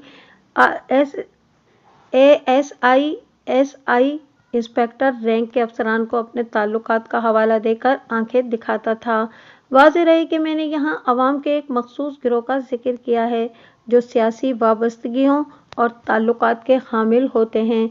मुंशी अपनी जगह से खड़े होते हुए बोला, आए जी, बिस्मिल्लाह। फिर उसने मेज़ के सामने बिछी कुर्सियों की जानिब इशारा करते हुए कहा, तशरीफ़ रखें जनाब। हमने तशरीफ़ रख दी। मेरा नाम मलिक सफ्दर हयात है। मैंने अपना तारुफ कराते हुए कहा, मैं हाफिजाबाद के एक थाने का इंचार्ज हूँ और यहाँ नवाज नामी एक बंदे के सिलसिले में आया हूँ। ये नवाज उर्फ नवाजा हाफिजाबाद की मंसूर कॉलोनी का रहने वाला है और आपकी फैक्ट्री में ताना मास्टर की हैसियत से काम करता है। जी हाँ, बिल्कुल काम करता है। वो इस बात में गर्दन हिलाते हुए बोला, नवाज की बात भी करते हैं, पहले ज़रा मैं आपकी खिदमत। इसकी कतन कोई ज़रूरत नहीं है बरकत अली। मैंने हाथ उठाकर इसे किसी भी किस्म के तकल्लुफ़ से साफ मना कर दिया। मैं इस वक्त ड्यूटी पर हूँ, आप आराम से बैठें और मुझे नवाज के बारे में बताएं। मैंने लम्हाती तवक्कुफ़ करके एक गहरी सांस ली, फिर इजाफा करते हुए कहा, बताएं क्या, बल्कि उसे यहाँ बुलाएं, मैं उससे चंद ज़रूरी बातें करना चाहता हूँ। खैरियत तो है ना जनाब? वो तशवीशनाक नज़रों से मुझे देखते हुए बोला, आप हाफिजाबाद से यहाँ आए हैं? इधर इसके घर में सब ठीक तो है ना? सब ठीक नहीं है बरकत अली, मैंने ठहरे हुए लहजे में कहा। बस अब आप फौरन उसे मेरे पास बुला लें। किसी को आवाज़ देने के बजाय वो खुद अपनी कुर्सी से उठा और दफ्तर से निकलकर फैक्ट्री के अंदरूनी हिस्से की तरफ चला गया। 5-7 मिनट के बाद इसकी वापसी हुई। इसकी सूरत को देखकर मुझे अंदाज़ा हो गया कि कोई गड़बड़ है। वो कुर्सी पर बैठ चुका तो मैंने पूछा, नवाज के बारे में बताओ, क्या हुआ? क्या नवाज आ रहा है? नहीं जनाब, वो नफ़ी में गर्दन हिलाते हुए बोला, वो तो फैक्ट्री में मौजूद ही नहीं। फैक्ट्री में मौजूद नहीं? क्या मतलब? मैंने हैरत भरे लहजे में कहा, कल सुबह वो घर से तो सीधा गुजरान वाला ही आया था, इसे यहीं होना चाहिए। मैंने थोड़ा तवक्कुफ किया, फिर एक फौरी ख्याल के तहत पूछ लिया, क्या वो कहीं बाहर निकला हुआ है? वो खाने का वक्त था। मेरे जहन में यही ख्याल आया था कि मुमकिन है नवाजा आसपास के किसी छप्पर होटल में लंच करने निकल गया हो। बरकत अली ने मेरे सवाल के जवाब में बताया कि वो कहीं बाहर नहीं निकला मलिक साहब, बल्कि वो तो कल सुबह से ड्यूटी पर आया ही नहीं। इस इंकिशाफ ने मुझे चौंका दिया। क्या मतलब? वो ड्यूटी पर नहीं आया? मैंने उलझन ज़दा अंदाज में इस्तफसार किया। घर से तो वो हस्बे मामूल सोमवार की सुबह फैक्ट्री आने के लिए रवाना हुआ था। अगर यहाँ नहीं पहुँचा तो फिर कहाँ चला गया? यही तो हैरत मुझे भी हो रही है, बरकत अली ने तशवीश भरे लहजे में कहा। बरकत अली, मैंने उसकी आंखों में देखते हुए कहा, आप इस फैक्ट्री के मुंशी हैं। मालिक के बाद किसी भी कारखाने में मुंशी सबसे ज़्यादा अहम, बाइख्तियार और बाखबर होता है। आप मेरी फरमाइश पर अपनी कुर्सी से उठकर नवाजा को देखने के लिए फैक्ट्री के अंदर गए थे। क्या आपको ये बात मालूम नहीं थी कि वो कल सुबह से ड्यूटी पर नहीं आया? आपका सवाल बड़ा अहम है मलिक साहब, वो तारीफी नज़र से मुझे देखते हुए बोला, और इस सवाल का जवाब है कि वाकई मुझे ये पता नहीं था कि नवाज इस सोमवार को अपनी ड्यूटी पर नहीं आया, और इसका भी एक सबब है जनाब। इतना बताने के बाद वो रुका, लेकिन मैंने मुदाखलत नहीं की, ताहम खामोश सवालिया नज़रों से देखता चला गया। एक गहरी सांस खारिज करने के बाद उसने बताया, और वो सबब यह है कि मैं कल खुद भी फैक्ट्री नहीं आया था। बस اسی لیے مجھے نواز کی غیر حاضری کی خبر نہ ہو سکی۔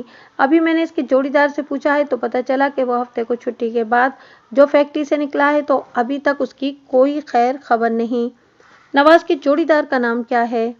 میں نے پوچھا اور کہا آپ اسے یہاں بلا لیں، میں اس سے بھی چند سوالات کرنا چاہتا ہوں۔ اس نے مذکورہ جوڑیدار کا نام اشتیاق بتایا۔ ایک آدمی کو اسے دفتر میں بلانے کے لیے بھیجا، پھر میری جانب متوجہ ہوتے ہوئے خاصے فکرمند لہجے میں بولا، ملک صاحب، آپ کی تفتیش کے انداز سے لگتا ہے کہ ادھر حافظ آباد میں کوئی گڑبڑ ہو گئی ہے، ذرا مجھے بھی تو بتائیں کہ آخر معاملہ کیا ہے؟ معاملہ یہ ہے برکت علی کہ میں نے ٹھہرے ہوئے لہجے میں منشی کو حالات حاضرہ سے آگاہ کیا۔ کل یعنی کہ سوموار کی صبح حسب معمول نواجہ فیکٹری آنے کے لیے اپنے گھر سے نکلا اور اسی وقت ایک خوبصورت لڑکی عابدہ عرف آبو بھی غائب ہو گئی ہے۔ نواجہ اور آبو ایک دوسرے کے پڑوسی ہیں اور یہ بھی پتہ چلا ہے کہ ان دونوں میں عاشقی معشوقی کا بھی چکر چل رہا تھا۔ اب آبو کی ماں نے میرے پاس نواجہ کے خلاف رپورٹ درج کرائی ہے۔ اس کا دعویٰ ہے کہ نواجہ نے آبو کو اغوا کر لیا ہے۔ میں اسی سلسلے میں تفتیش کرتے ہوئے یہاں تک پہنچا ہوں۔ یہ ہے سارا قصہ۔ اغوا؟ برکت علی نے بے یقینی سے میری طرف دیکھا۔ مجھے یقین نہیں آ رہا کہ نواجہ ایسا کام کر سکتا ہے۔ اس بات کا یقین تو نواجہ کی ماں کو بھی نہیں ہے۔ میں نے ایک ایک لفظ پر زور دیتے ہوئے کہا، لیکن آبو گھر سے غائب ہے اور آبو کی ماں کا اصرار ہے کہ نواجہ ہی نے اسے غائب کیا ہے۔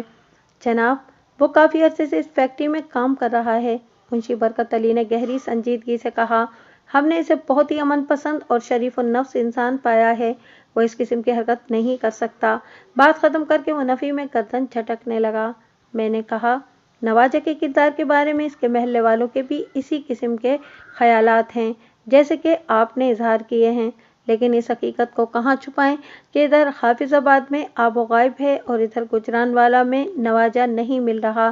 اس نوعیت کی صورتحال میں انسانی ذہن یہ سوچنے پر مجبور ہو جاتا ہے کہ کیا نواجہ آبو کو اغوا کر کے کہیں اور تو نہیں نکل گیا؟ منشی برکت علی گہری سوچ میں ڈوب گیا۔ اسی اثنا میں نواجہ کا جوڑیدار اشتیاق وہاں پہنچ گیا۔ جوڑیدار کا مطلب یہ تھا کہ اشتیاق نواجہ کے ساتھ تانہ مشین پر ڈیوٹی دیتا تھا۔ اشتیاق کی عمر 20 کے آس پاس تھی۔ وہ پستہ قامت اور سانولے رنگ کا مالک تھا۔ اس کی آنکھوں میں بڑی شاطرانہ چمک پائی جاتی تھی۔ میں نے انہی چمکیلی آنکھوں میں آنکھیں ڈال کر پوچھا، اشتیاق، تمہارا جوڑیدار کہاں غائب ہے؟ پتہ نہیں جناب، وہ نفی میں سر ہلاتے ہوئے بولا، میں خود اس کی وجہ سے کافی پریشان ہوں۔ نواجہ کے نہ آنے سے میرا کام بڑھ گیا ہے، پتہ نہیں وہ کہاں چلا گیا ہے۔ ہفتے کے روز جب وہ چھٹی کر کے فیکٹری سے جا رہا تھا تو تمہاری اس سے بات ہوئی تھی؟ میں نے پوچھا۔ جی ہاں، بات ہوئی تھی، اشتیاق نے جواب دیا۔ وہ مجھ سے مل کر گیا تھا، بلکہ جس روز اسے حافظ آباد جانا ہوتا تھا وہ چھٹی سے 1 گھنٹہ پہلے ہی فیکٹری سے نکل جاتا تھا۔ ہفتے کے دن بھی یہی ہوا تھا۔ رخصت کے وقت کیا اس نے ایسی کوئی بات کی تھی کہ سوموار کو وہ ڈیوٹی پر نہیں آئے گا؟ میں نے دریافت کیا۔ نہیں جناب، وہ نفی میں گردن ہلاتے ہوئے بولا، اس نے ایسا تو کوئی ذکر نہیں کیا تھا۔ اس کے نہ آنے کی وجہ سے میں خود بہت پریشان ہوں۔ اس نے کبھی اپنے دل کی بھی بات تم سے کی تھی؟ میں سمجھا نہیں جناب۔ وہ الجھن زدہ نظر سے مجھے دیکھنے لگا۔ میں نے وضاحت کرتے ہوئے کہا، مطلب یہ کہ نواجہ نے کبھی تمہیں اپنی محبت کے بارے میں بتایا تھا؟ اس نے نفی میں گردن ہلاتے ہوئے بے یقینی سے مجھے دیکھا اور بولا، نہیں جناب، اس نے کبھی ایسی کوئی بات نہیں کی۔ میرے خیال میں تو اس لائن کا آدمی نہیں ہے۔ خود میرا بھی یہی اندازہ ہے جناب، منشی برکت علی نے اشتیاق کی بات کی تائید کرتے ہوئے کہا۔ وہ تو چپ چاپ اپنے کام سے کام رکھنے والا ایک سیدھا سادہ بندہ ہے۔ اس کے انداز سے ظاہر نہیں ہوتا کہ وہ عشق و محبت کے معاملے میں بھی پڑ سکتا ہے۔ ویسے نواجہ کا ہانڈی وال آپ کو اس کے بارے میں زیادہ تفصیل سے بتا سکتا ہے، اشتیاق نے انکشاف انگیز لہجے میں کہا۔ ہانڈی وال؟ میں نے سوالیہ نظروں سے اس کی طرف دیکھا۔ جی، میرا اشارہ حنیف کی طرف ہے، وہ اس بات میں سر ہلاتے ہوئے بولا۔ نواجہ اور حنیف کنگنی والا کے ایک گھر میں ایک ساتھ رہتے ہیں۔ اس کا کھانا پینا، اٹھنا بیٹھنا اور سونا جاگنا ایک ساتھ ہے، بس یہ دونوں 2 الگ الگ فیکٹریوں میں کام کرتے ہیں۔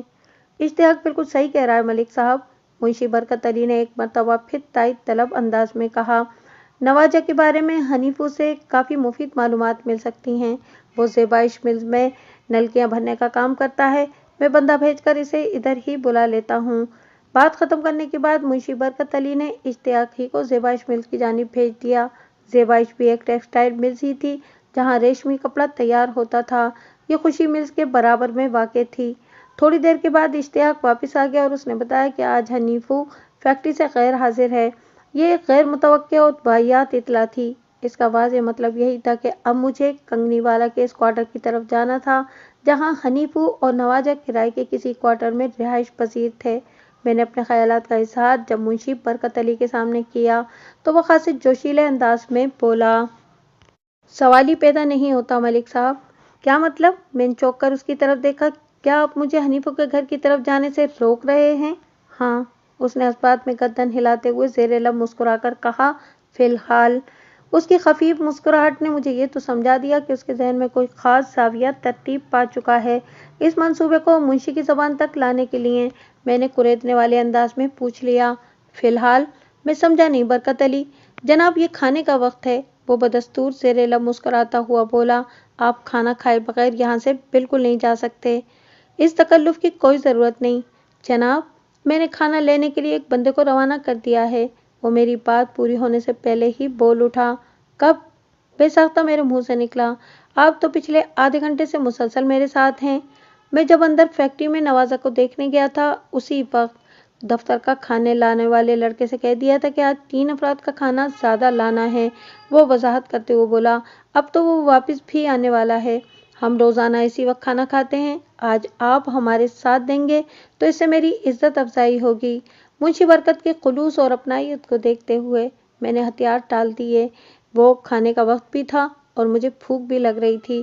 ایسے میں منشی کی نیک خواہشات کے سامنے مزاحمت جاری رکھنا کفران نعمت ہوتا۔ میرا یہ ذاتی تجربہ ہے اور اپنے بڑے بزرگوں سے بھی سنتا آیا ہوں کہ جب آپ ضرورت کے وقت کوئی خلوص نیت سے آپ کی مدد کرنے کا ارادہ ظاہر کرے تو وہ اللہ تعالیٰ کی طرف سے آپ کے لیے رحمت کا نزول ہوتا ہے۔ ایسے مواقع پر انکار اللہ تعالیٰ کی اس رحمت کی ناراضی کا سبب بن جاتا ہے۔ یہ کفران رحمت کے زمرے میں آتا ہے۔ اس روز میں نے زندگی میں پہلی بار مولوی کے کھوکے کا کھانا کھایا اور مان گیا کہ وہ کھوکا اپنے کھانوں کی لذت کی وجہ سے اگر دور دور تک مشہور ہے تو یہ کوئی غلط بات نہیں۔ منشی نے سالن کی 3 ڈشیں منگوائی تھیں، بکرے کی چانپ، بھنی ہوئی دیسی مرغی اور 2 پلیٹ چنے کی دال۔ اس کے ساتھ ہی ایک پلیٹ میں موٹی ملائی والا ٹھنڈا ٹھار دہی بھی تھا اور سلاد کے طور پر ایک بڑی تشتری کٹی ہوئی مولی، گاجر اور ٹماٹر اور پیاز سے بھی بھری ہوئی تھی۔ میں نے گرما گرم روٹیوں کے ساتھ خوب ڈٹ کر کھانا کھایا۔ ہر ڈش اپنی لذت اور ذائقے کے اعتبار سے ایک سے بڑھ کر ایک تھی۔ دیسی مرغی کا میں نے خاص طور پر اس لیے ذکر کیا ہے کہ اس زمانے میں فارمی مرغی اور فارمی انڈے کا کوئی تصور ہی نہیں تھا۔ رحمت بی بی کا گھر ڈھونڈنے میں ہمیں ذرا دقت نہ ہوئی۔ رحمت بی بی ایک بیوہ عورت تھی اور اس کا آگے پیچھے کوئی نہیں تھا۔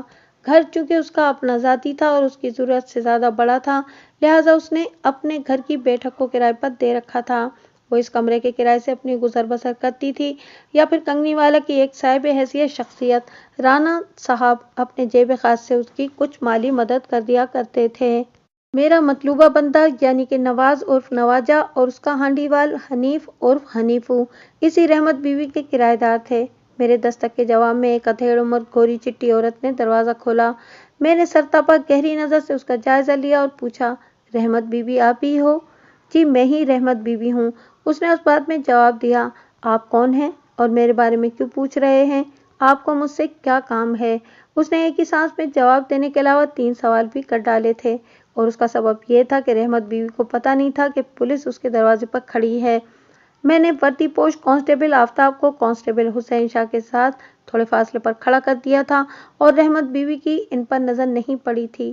میں نے کھنکار کر گلا صاف کیا اور اپنا تعارف کراتے ہوئے معتدل انداز میں کہا، رحمت بی بی میرا نام ملک صفدر حیات ہے اور میں حافظ آباد سے آیا ہوں۔ مجھے تم سے نہیں بلکہ تمہارے کرایہ داروں سے ملنا ہے، مطلب یہ کہ نواجہ اور حنیفو سے۔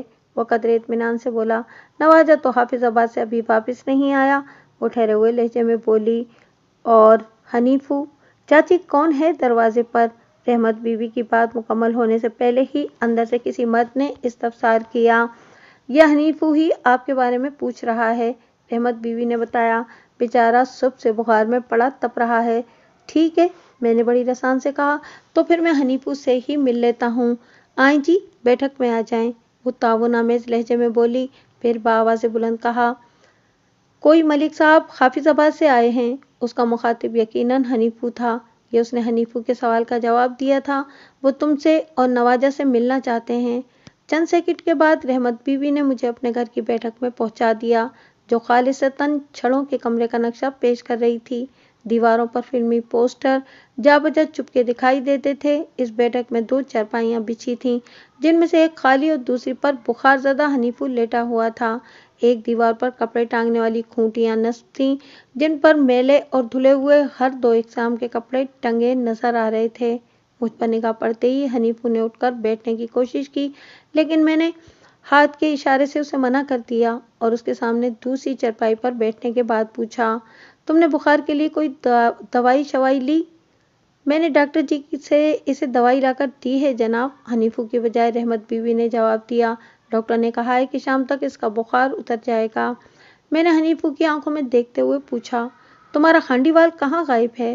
رحمت بیوی کی زبانی مجھے پتہ چل گیا تھا کہ نواجہ حافظ آباد سے گجرانوالہ پہنچا ہی نہیں، لیکن حنیفو کی زبان سے بھی تصدیق ضروری تھی۔ اس نے جواب دینے کے بجائے الٹا مجھ سے سوال کر ڈالا، جناب آپ حافظ آباد سے آئے ہیں، لیکن میں نے آپ کو پہچانا نہیں، کیا آپ نواجہ کے کوئی رشتہ دار ہیں؟ میں حافظ آباد سے ضرور آیا ہوں، لیکن نواجہ کا رشتہ دار نہیں ہوں، میں نے ٹھہرے ہوئے لہجے میں کہا، اور تم نے مجھے پہچانا اس لیے نہیں کہ آج ہم پہلی مرتبہ مل رہے ہیں۔ بھائی جی، رحمت بی بی مجھ سے مخاطب ہوتے ہوئے بولی، آپ نے باہر مجھے بتایا تھا کہ آپ خاص طور پر نواجہ سے ملنے آئے ہیں، وہاں حافظ آباد میں سب خیریت تو ہے نا جی؟ اس کے لہجے میں خالص فکرمندی پائی جاتی تھی۔ حنیفو نے تشویشناک لہجے میں کہا، یہ تو بتائیں جناب کہ آخر آپ ہیں کون؟ میں حافظ آباد کے اس علاقے کا تھانے دار ہوں جہاں نواجہ کا گھر ہے، میں نے ایک ایک لفظ پر زور دیتے ہوئے کہا، اور نواجہ ہی کی تلاش میں حافظ آباد سے گجرانوالہ آیا ہوں۔ سونا رب خیر کرے۔ رحمت بیوی دعائی انداز میں بیٹھک کی چھت کو دیکھنے لگی۔ حنیفو نے پوچھا، تھانے دار صاحب آپ نواجہ کو کس سلسلے میں ڈھونڈ رہے ہیں؟ اس کے استفسار میں گہری تشویش پائی جاتی تھی۔ یہ انکشاف ہونے کے بعد کہ میرا تعلق پولیس سے ہے، وہ دونوں خاصے گھبرا گئے تھے۔ تاہم ایک بات میں نے واضح طور پر نوٹ کی تھی کہ ان کی گھبراہٹ میں مجرموں والا مخصوص ڈر خوف نہیں تھا۔ میں نے حنیفو کے سوال کے جواب میں بتایا، وہاں حافظ آباد میرے تھانے میں نواجہ کی پڑوسن نے رپورٹ درج کرائی ہے کہ سوموار کی صبح نواجہ اس کی بیٹی کو اغوا کر کے لے گیا ہے۔ آپ آبو کی بات تو نہیں کر رہے؟ حنیفو نے بے ساختہ پوچھا۔ کیا تم آبدہ عرف آبو کو جانتے ہو؟ میں نے تیز لہجے میں سوال کیا۔ جی ہاں، وہ جلدی سے بولا، نواجہ اکثر اس کا ذکر کرتا رہتا تھا۔ کیا ذکر کرتا رہتا تھا؟ میں نے سرسراتے ہوئے لہجے میں استفسار کیا۔ میرے سوال کے جواب میں اس نے بتایا کہ نواجہ نے اپنی محبت کے معاملات کو اس سے چھپا کر نہیں رکھا ہوا تھا، وہ اکثر اپنی محبوبہ کے بارے میں اس سے باتیں کرتا رہتا تھا۔ حنیفو کے مطابق وہ دونوں ایک دوسرے کو چاہتے تھے، لیکن آبو کی ماں کو نواجہ ایک آنکھ نہیں بھاتا تھا، وہ اسے سخت ناپسند کرتی تھی اور آبو کی شادی اپنے کسی بھانجے طفیل سے کرنا چاہتی تھی۔ نواجہ کو اس بات کا بڑا دکھ تھا۔ اس نے اپنی ماں کے توسط سے آبو کے گھر میں رشتہ بھی بھجوایا تھا، جو آبو کی ماں فریدہ نے یکسر مسترد کر دیا تھا۔ اس مایوس کن صورتحال کے بعد نواجہ نے اپنا معاملہ خدا پر چھوڑ دیا تھا۔ میں کسی بھی قیمت پر یہ ماننے کو تیار نہیں کہ نواجہ نے آبو کو اغوا کیا ہوگا۔ اپنی بات کے اختتام پر حنیفو نے بڑے یقین سے کہا، اس میں اتنی ہمت نہیں تھی۔ میں نے باتوں ہی باتوں میں کئی بار اسے اکسانے کی کوشش بھی کی تھی کہ جب لڑکا لڑکی راضی تو کیا کرے گی اماں جی؟ تم محاورہ غلط بول رہے ہو حنیفو، میں نے فوراً اسے ٹوک دیا۔ یہ کچھ یوں ہے کہ جب میاں بیوی راضی تو کیا کرے گا قاضی؟ جانتا ہوں تھانے دار صاحب، وہ فخریہ لہجے میں بولا، میں نلکیاں بھرنے کی مشین پر کھڑا ہوتا ہوں تو اس کا یہ مطلب نہیں کہ میں کوئی جاہل گنوار ہوں، پوری 4 جماعتیں پاس ہوں جناب، قسمت نے زیبائش ملک کی مشین پر لا کھڑا کیا ہے تو اس میں میرا کیا قصور؟ وہ جذبات کے اس اظہار میں لمحے بھر کے لیے رکا اور پھر اضافہ کرتے ہوئے بولا، میں نے محاورے میں ضرورت کے مطابق تبدیلی کی ہے، آبو اور نواجہ ابھی میاں بیوی نہیں بنے اور فریدہ بھی اماں جی سے قاضی نہیں بنی۔ میں تمہاری وضاحت سے اتفاق کرتا ہوں، میں نے اس کے جذبات کا احترام کرتے ہوئے کہا، تمہارا دعویٰ ہے کہ نواجہ نے آبو کو اغوا نہیں کیا، یہ تم صرف اس کی دوستی میں کہہ رہے ہو یا تمہارے پاس اس بات کا کوئی ٹھوس ثبوت بھی ہے؟ میرے پاس سب سے بڑا ثبوت تو میرا دل ہے تھانے دار صاحب، وہ بڑی معصومیت سے بولا، اور اس دل کی آواز یہ ہے کہ نواجہ ایسا نہیں کر سکتا۔ میں نے بخار میں تپتے ہوئے ایک شخص سے زیادہ جرح مناسب نہ سمجھی اور ٹھہرے ہوئے انداز میں پوچھا، वहाँ कल सुबह से आबो गायब है और यहाँ नवाजा कहीं नजर नहीं आ रहा। तुम इस सिलसिले में क्या कहते हो हनीफू? जनाब मैं क्या कहूँ, वो बेचारगी से बोला। मेरी तो कुछ समझ में नहीं आ रहा। जब सोमवार की सुबह नवाजा यहाँ नहीं पहुंचा तो तुम्हें इसके बारे में तशवीश नहीं हुई थी? मैंने कुरेदने वाले अंदाज में पूछा। जनाब बात दरअसल यह है कि सोमवार की सुबह नवाजा यहाँ घर पर नहीं बल्कि सीधा अपनी फैक्ट्री में पहुंचा था। हमारी मुलाकात रात ही को हुआ करती थी, वो वजाहत करते हुए बोला। कल रात को जब वो फैक्ट्री से घर न आया तो मुझे उसकी फिक्र तो हुई थी, लेकिन फिर ये सोचकर मैं सो गया कि आज सुबह राज को जाकर उसके बारे में पूछूंगा। मगर आज सुबह जब मैं सोकर उठा तो तेज बुखार ने मेरी मत मार रखी थी। मैं ना तो राज को मिल जा सका और ना ही अपने काम पर। इसका मतलब है कि तुम्हें कुछ अंदाजा नहीं कि नवाजा कहाँ गायब है? बिल्कुल नहीं थानेदार साहब, वो अफसोसनाक अंदाज में गर्दन हिलाते हुए बोला। एक फौरी ख्याल के तहत मैंने इससे पूछा, हनीफू तुम्हारा ताल्लुक भी तो वजीराबाद से है ना? जी हाँ, उसने इस बात में जवाब दिया और सवालिया नज़र से मुझे देखने लगा। मैंने इसकी नज़र की तस्कीन की खातिर कहा, हनीफू आबो की माँ फरीदा नवाजा को पसंद नहीं करती थी और आबो की शादी वो अपने भांजे तुफैल से करना चाहती थी, जो वजीराबाद की चाकू छुरियां बनाने वाली किसी फैक्ट्री में काम करता है। क्या तुम तुफैल या इसके घर वालों के बारे में कुछ जानते हो? नहीं जनाब, वो नफी में गर्दन हिलाते हुए बोला। मुझे यकीन है कि फरीदा ने इस सिलसिले में झूठ बोला है। इसकी कोई बहन या भांजा वजीराबाद में नहीं रहता। अच्छा, मैंने दिलचस्पी लेते हुए पूछा। ये बात तुम इतने वसूख से कैसे कह रहे हो? जनाब मैंने कई बार नवाजा से कहा कि वो फरीदा से अपनी बहन का एड्रेस पूछ कर आए। वो वजाहत करते हुए बोला। इसने एक दो मरतबा फरीदा से इस सिलसिले में बात भी की, लेकिन उसने अपने बहन या भांजे के बारे में मालूमात फराहम करने से साफ इनकार कर दिया। मैंने अपनी दिलचस्पी को बरकरार रखते हुए पूछा, तुम इन लोगों का एड्रेस मंगवा कर क्या करने का इरादा रखते थे? एक तो मैं वजीराबाद जाकर ये तस्दीक करना चाहता था कि फरीदा अपने रिश्तेदारों के हवाले से सच बोल रही है या झूठ। ये काम मैं बहुत आसानी से कर सकता था, वो वजाहत करते हुए बोला। और दूसरे क्या? उसने जुमला अधूरा छोड़ा तो मैंने फौरन पूछ लिया। जनाब मैं दरअसल तुफैल से मिलकर उसे ये बताना चाहता था कि वो आबो का ख्याल अपने दिल से निकाल दे। आबो नवाजा से मोहब्बत करती है और वो आबदा के साथ कभी खुश नहीं रह सकेगा। अगर इस काम के लिए मुझे तुफैल की ठोड़ी को हाथ लगाना पड़ता या उसके पांव भी छूना पड़ते तो मैं ज़रूर करता। हनीफू की बातों से सच्ची दोस्ती की खुशबू फूटती थी। मैंने इसकी तबीयत को मद्देनजर रखते हुए 2-4 सवालात के बाद फारिग कर दिया और उठकर खड़ा हो गया। अगले ही लम्हे एक सनसनीखेज इंकिशाफ हुआ। मैं जैसे ही उठकर खड़ा हुआ, सामने की दीवार पर लगे फिल्म के एक पोस्टर पर नजर पड़ी तो मैं चौंक उठा। इस पोस्टर में यूसुफ खान, नगमा और अदीब के चेहरे नजर आ रहे थे, लेकिन हर चेहरे के नीचे पेन की मदद से एक नाम लिखा हुआ था, इस तरतीब के साथ कि यूसुफ खान के नीचे नवाज, नगमा के नीचे आबदा और अदीब के नीचे नवाब। ये क्या है हनीफू? मैंने पोस्टर की तरफ इशारा करके सरसराते हुए लहजे में पूछा। जनाब ये नाम नवाजा ने लिखे हैं, उसने बताया। क्यों? इसका मतलब क्या है?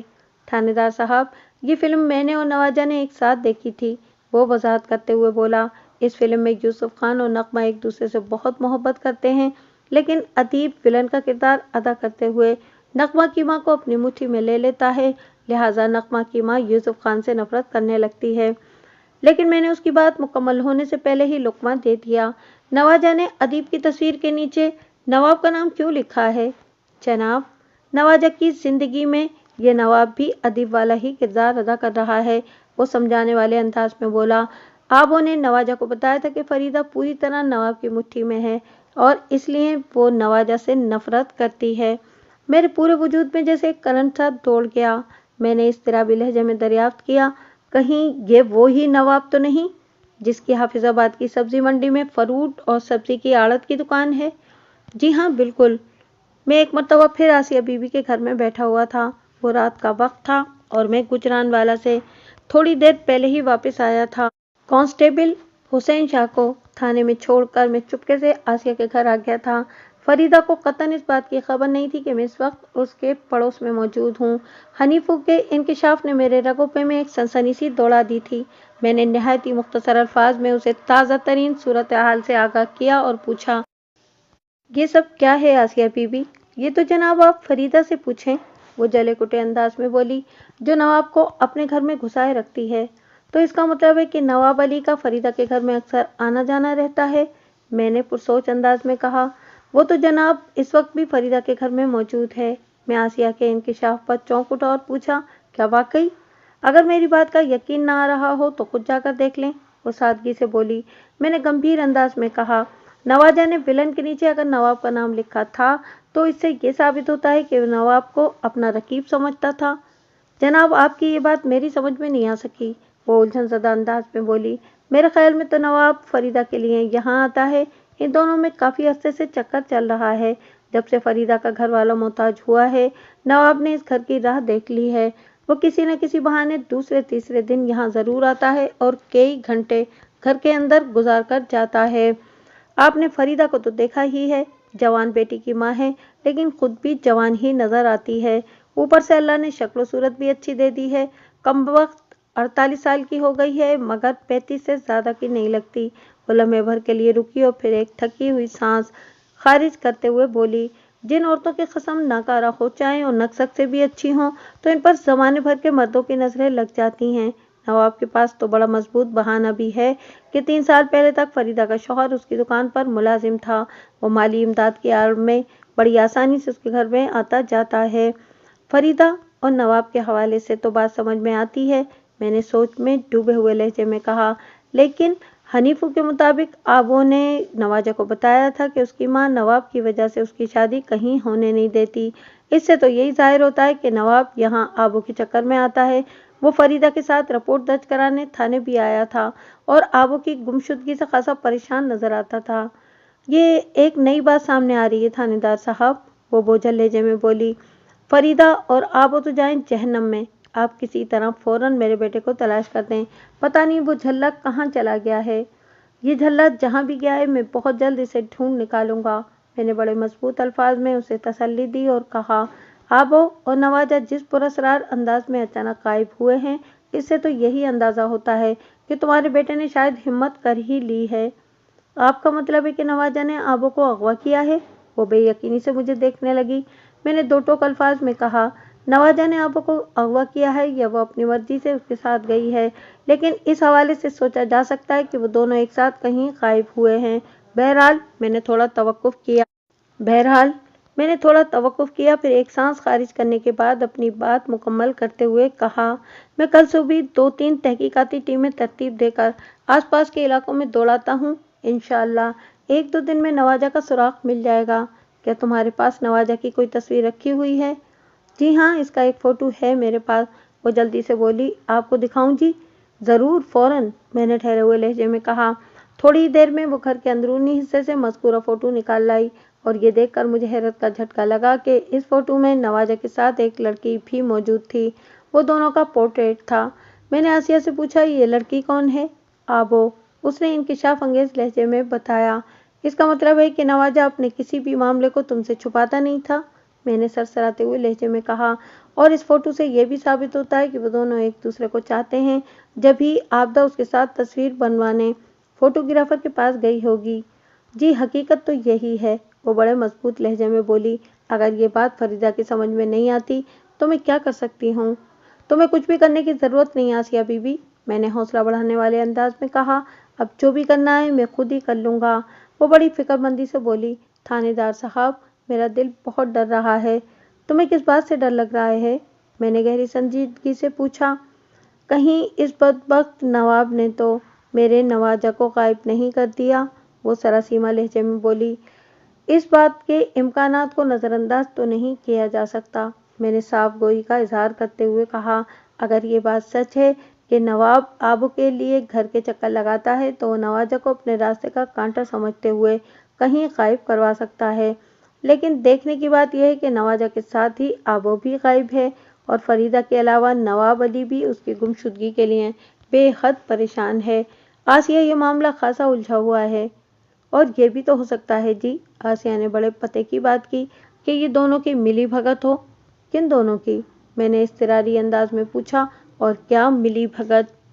मैं फरीदा और नवाब की बात कर रही हूँ जी, वो वजाहत करते हुए बोली।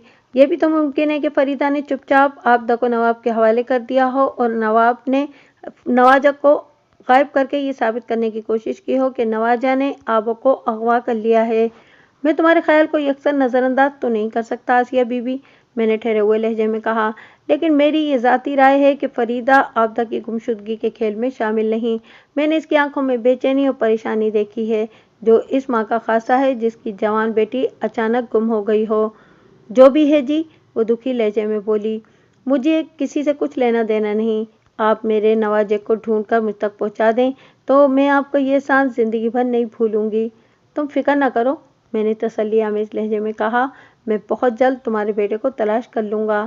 بہت بہت شکریہ، وہ دعائیہ انداز میں بولی، اللہ پاک آپ کو صحت دے اور عمر دراز کرے۔ آمین، میں نے بے ساختہ کہا اور پھر پوچھا، آسیہ بی بی یہ تو بتاؤ، کیا نواب علی شادی شدہ ہے؟ ہاں جی، اس نے اس بات میں گردن ہلائی، اس کے 3 بچے بھی ہیں اور تینوں ہی جوان جہان ہیں۔ بڑی لڑکی نازیہ 18 سال کی ہے، اس سے چھوٹی فوزیہ کی عمر 17 سال ہے اور سب سے چھوٹے بیٹے عمران کی عمر 15 سال ہے۔ نواب کی لگ بھگ 20 سال پہلے شادی ہوئی تھی۔ وہ اپنی بیوی دلشاد سے 10-12 سال چھوٹا ہے۔ دلشاد اس وقت 60 کے پیٹے میں ہوگی۔ واہ بھئی، آسیہ بی بی، میں نے تعریفی نظر سے اس کی طرف دیکھا، تمہیں تو نواب کے بارے میں بڑی معلومات ہیں۔ یہ کوئی خاص بات نہیں جی، وہ سادگی سے بولی، معلومات تو رکھنا پڑتی ہے، آخر کو محلے داری ہے۔ کیا نواب کی بیوی کو اس بات کی خبر ہے کہ وہ فریدہ کے گھر میں کوئی چکر چلا رہا ہے؟ میں نے تیز لہجے میں پوچھا۔ نواب کے یہاں آنے جانے کا تو شاید اسے پتہ ہے، وہ معتدل انداز میں بولی، مگر مجھے یقین ہے کہ نواب کی چکر بازیوں کی کہانی ابھی تک دلشاد بانو تک نہیں پہنچی۔ تمہیں یہ یقین کس بنا پر ہے؟ جناب، نواب اس وقت جو کچھ بھی ہے وہ دلشاد بانو کی وجہ سے ہے، وہ وضاحت کرتے ہوئے بولی، یہ جو سبزی منڈی میں آڑھت کا کاروبار ہے نا، یہ پہلے دلشاد کے باپ حکمت خان کا ہوا کرتا تھا، اسی لیے دکان کا نام خان فروٹ سے شروع ہوتا ہے۔ حکمت خان کی ایک ہی بیٹی تھی، دلشاد بانو۔ نواب نے دولت کے لالچ میں خود سے 12 سال بڑی عمر کی دلشاد بانو سے شادی کی تھی۔ پھر اس کے منصوبے کے عین مطابق حکمت خان کے انتقال کے بعد سب کچھ نواب کے ہاتھ میں آ گیا۔ دلشاد نے نواب کو سیاہ و سفید کا مالک بنا رکھا ہے اور اس پر اندھا اعتماد کرتی ہے۔ اگر اس کو پتہ ہوتا کہ نواب کے کرتوت کیا ہیں تو وہ پہلی فرصت میں نواب کو اپنے گھر اور کاروبار سے بے دخل کر دیتی۔ میرے یقین کی یہی وجہ ہے تھانے دار صاحب۔ ٹھیک ہے، میں دیکھتا ہوں کہ اس سلسلے میں کیا ہو سکتا ہے، میں نے معنی خیز انداز میں کہا اور اٹھ کر کھڑا ہو گیا۔ آسیہ بی بی، اب میں چلوں گا، تم کسی سے اس ملاقات کا ذکر نہیں کرنا۔ یہ اطمینان رکھو کہ میں بہت جلد نواجہ کو تلاش کرنے میں کامیاب ہو جاؤں گا۔ اس نے اصبحت میں گردن ہلائی اور میں اس کے گھر سے نکل آیا۔ اصولی اور منطقی طور پر مجھے فریدہ کے گھر میں جھانک کر یہ دیکھنا چاہیے تھا کہ نواب اس وقت وہاں کیا کر رہا تھا، لیکن میں نے دانستہ ادھر کا رخ نہیں کیا۔ نواب کو گھیرنے اور چیک کرنے کے لیے میرے ذہن میں ایک اور منصوبہ ترتیب پا رہا تھا۔ آسیہ بی بی نے مجھے جو فوٹو فراہم کیا تھا اس کے پیچھے حافظ آباد کے مین بازار کے ایک فوٹوگرافر کی مہر لگی ہوئی تھی۔ میں نے اگلے روز مذکورہ فوٹوگرافر سے اس فوٹو کی 3-4 کاپیاں مزید تیار کروا لیں اور 2-2 افراد پر مشتمل 4 متلاشی ٹیمیں تشکیل دے کر انہیں آبو اور نواجہ کو ڈھونڈنے کے لیے حافظ آباد اور گجرانوالہ کے مختلف علاقوں کی جانب روانہ کر دیا۔ وہ لوگ بس اسٹینڈ، ٹانگا اسٹینڈ اور مختلف کھانے پینے کے مقامات پر جا کر آبو اور نواجہ کے بارے میں استفسار کرتے۔ گجرانوالہ کی سمت جانے والی ٹیم کو میں نے ایک دستی رکا بھی تھما دیا تھا جو تھانہ صدر کے انچارج کے نام تھا۔ اس رکے میں میں نے امتیاز گوندل سے اپیل کی تھی کہ وہ میری بھیجی ہوئی ٹیم کے ساتھ مکمل تعاون کرے۔ ویسے ایک بات ہے کہ میں نے اس تمام تر صورتحال میں اس امکان کو ایک لمحے کے لیے بھی اپنے ذہن سے محو نہیں ہونے دیا تھا کہ عین ممکن ہے نواجہ اپنے ساتھ آبو کو بھگا لے گیا ہو۔ کوئی 12 بجے کے قریب میں نے ASI فاضل کو اپنے کمرے میں بلایا اور اسے ضروری ہدایات دینے لگا۔ فاضل میرے لیے انتہائی بھروسے کا آدمی تھا اور میں اس سے آبدہ نواجہ کیس پر کھل کر بات بھی کر رہا تھا۔ وہ میری کارگزاری سے پوری طرح آگاہ تھا۔ وہ میرے سامنے بیٹھ چکا تو میں نے کہا، فاضل، تم ابھی میرے ساتھ آبدہ کے گھر کی طرف چلو گے، میں تھوڑا پیچھے ہی رک جاؤں گا اور تم فریدہ سے جا کر کہو گے کہ میں نے ایک ضروری بات کرنے کے لیے اسے تھانے بلایا ہے، تم اسے اپنے ساتھ تھانے لے آؤ گے، ٹھیک ہے؟ جی ٹھیک ہے، اس نے اس بات میں گردن ہلائی اور پوچھا، ملک صاحب، اگر اس وقت نواب علی بھی فریدہ کے گھر میں موجود ہوا تو اس کا کیا کرنا ہے؟ تم اسے بھی ساتھ لے آنا، میں نے گہری سنجیدگی سے کہا۔ जब तुम उन्हें ये बताओगे कि मैंने आप का एक सुराग पा लिया है तो वो दोनों पहली फुर्सत में तुम्हारे साथ यहाँ दौड़े चले आएंगे। समझ लें कि वो थाने पहुंच गए मलिक साहब, फाजिल ने ठहरे हुए लहजे में कहा। लेकिन आप तो थाने में मौजूद नहीं होंगे, इस सूरत में इन्हें किससे बहलाना होगा? तुम इनसे कह सकते हो कि मुझे एक जरूरी काम से बस अड्डे तक जाना पड़ गया है, मैं 15-20 मिनट में वापस आ रहा हूँ, मैंने जवाब दिया। बस इन्हें कोई आधे घंटे तक थाने में रोक कर रखना है, इतनी देर में तो मैं वापस आ ही जाऊंगा। ठीक है जनाब, मैं ये कर लूंगा, वो मजबूत लहजे में बोला। लेकिन आप तो मेरे साथ फरीदा के घर की तरफ जा रहे हैं, इस आधे घंटे में आप क्या करने का इरादा रखते हैं मलिक साहब? तुम जैसे ही फरीदा और नवाब के साथ वहां से थाने की जानिब रवाना हो गए, मैं फरीदा के घर में घुस जाऊंगा, मैंने सनसनीखेज अंदाज में कहा। क्या आपके ख्याल में, वो सनसनाते हुए लहजे में बोला, फरीदा ने अपनी बेटी को घर में कहीं छुपा रखा है? इस इम्कान को नजरअंदाज तो नहीं किया जा सकता, मैंने जुमाइनी लहजे में कहा। इस दौरान में मुझे फरीदा के घर की मुकम्मल तलाश का मौका मिल जाएगा और लगे हाथों में इसके आपाए शोहर का भी इंटरव्यू कर लूंगा। इंटरव्यू वाला आइडिया शानदार है, वो ज़ेरे लब मुस्कुराते हुए बोला। आखिर को कूबा भी इस कहानी का एक किरदार है, इसके ख्यालात और तासुरात को भी मंजर आम पर आना चाहिए। तो फिर चलें, मैंने सवालिया नज़र से एएसआई की तरफ देखा। जो हुक्म आपका मलिक साहब। आबो तो अपने घर में कहीं नहीं थी, ताहम याकूब उर्फ कूबा से वो मुख्तसर सी मुलाकात बड़ी सूदमंद रही। वो माजूर शख्स अपने सीने में कर्ब और अजियत का एक तूफान छुपाए बैठा था। मेरी मोहब्बत भरी कुरैत ने उसके ज़ब्त के बंद खोल दिए और उसने अपना दिल पा कर दिया। इस मुलाकात में कूबा से जो सनसनीखेज मालूमात मुझ तक पहुंची, मैं इनका खुलासा आपकी खिदमत में पेश करता हूँ। अव्वल तो ये कि उस पर फारिज का अटैक नहीं हुआ था, इस सिलसिले में फरीदा और नवाब ने मुझसे गलत बयानी की थी। दर हकीकत सब्जी मंडी में नवाब की दुकान पर काम करते हुए 3 साल पहले प्याज की भरी हुई एक बोरी पीठ पर उठाते हुए उसकी रीढ़ की हड्डी में बड़ी खतरनाक गड़बड़ हो गई थी, जो बादशाह उसकी मुस्तकिल माजूरी की शक्ल इख्तियार कर गई।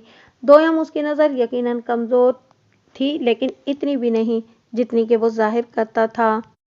वो जानते बूझते हुए भी अंधा बना हुआ था और इसी अंधेपन में घर में होने वाली हर सरगर्मी की उसे खबर रहती थी।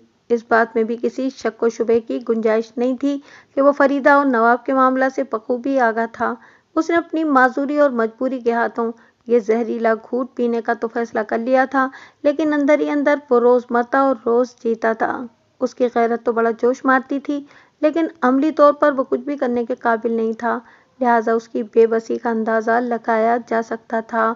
ये मामला तो जैसे तैसे चल रहा था, लेकिन जब नवाब ने फरीदा से आगे बढ़कर उसकी बेटी पर बुरी निगाह डालना शुरू की तो उसका दिमाग छिनछिना उठा।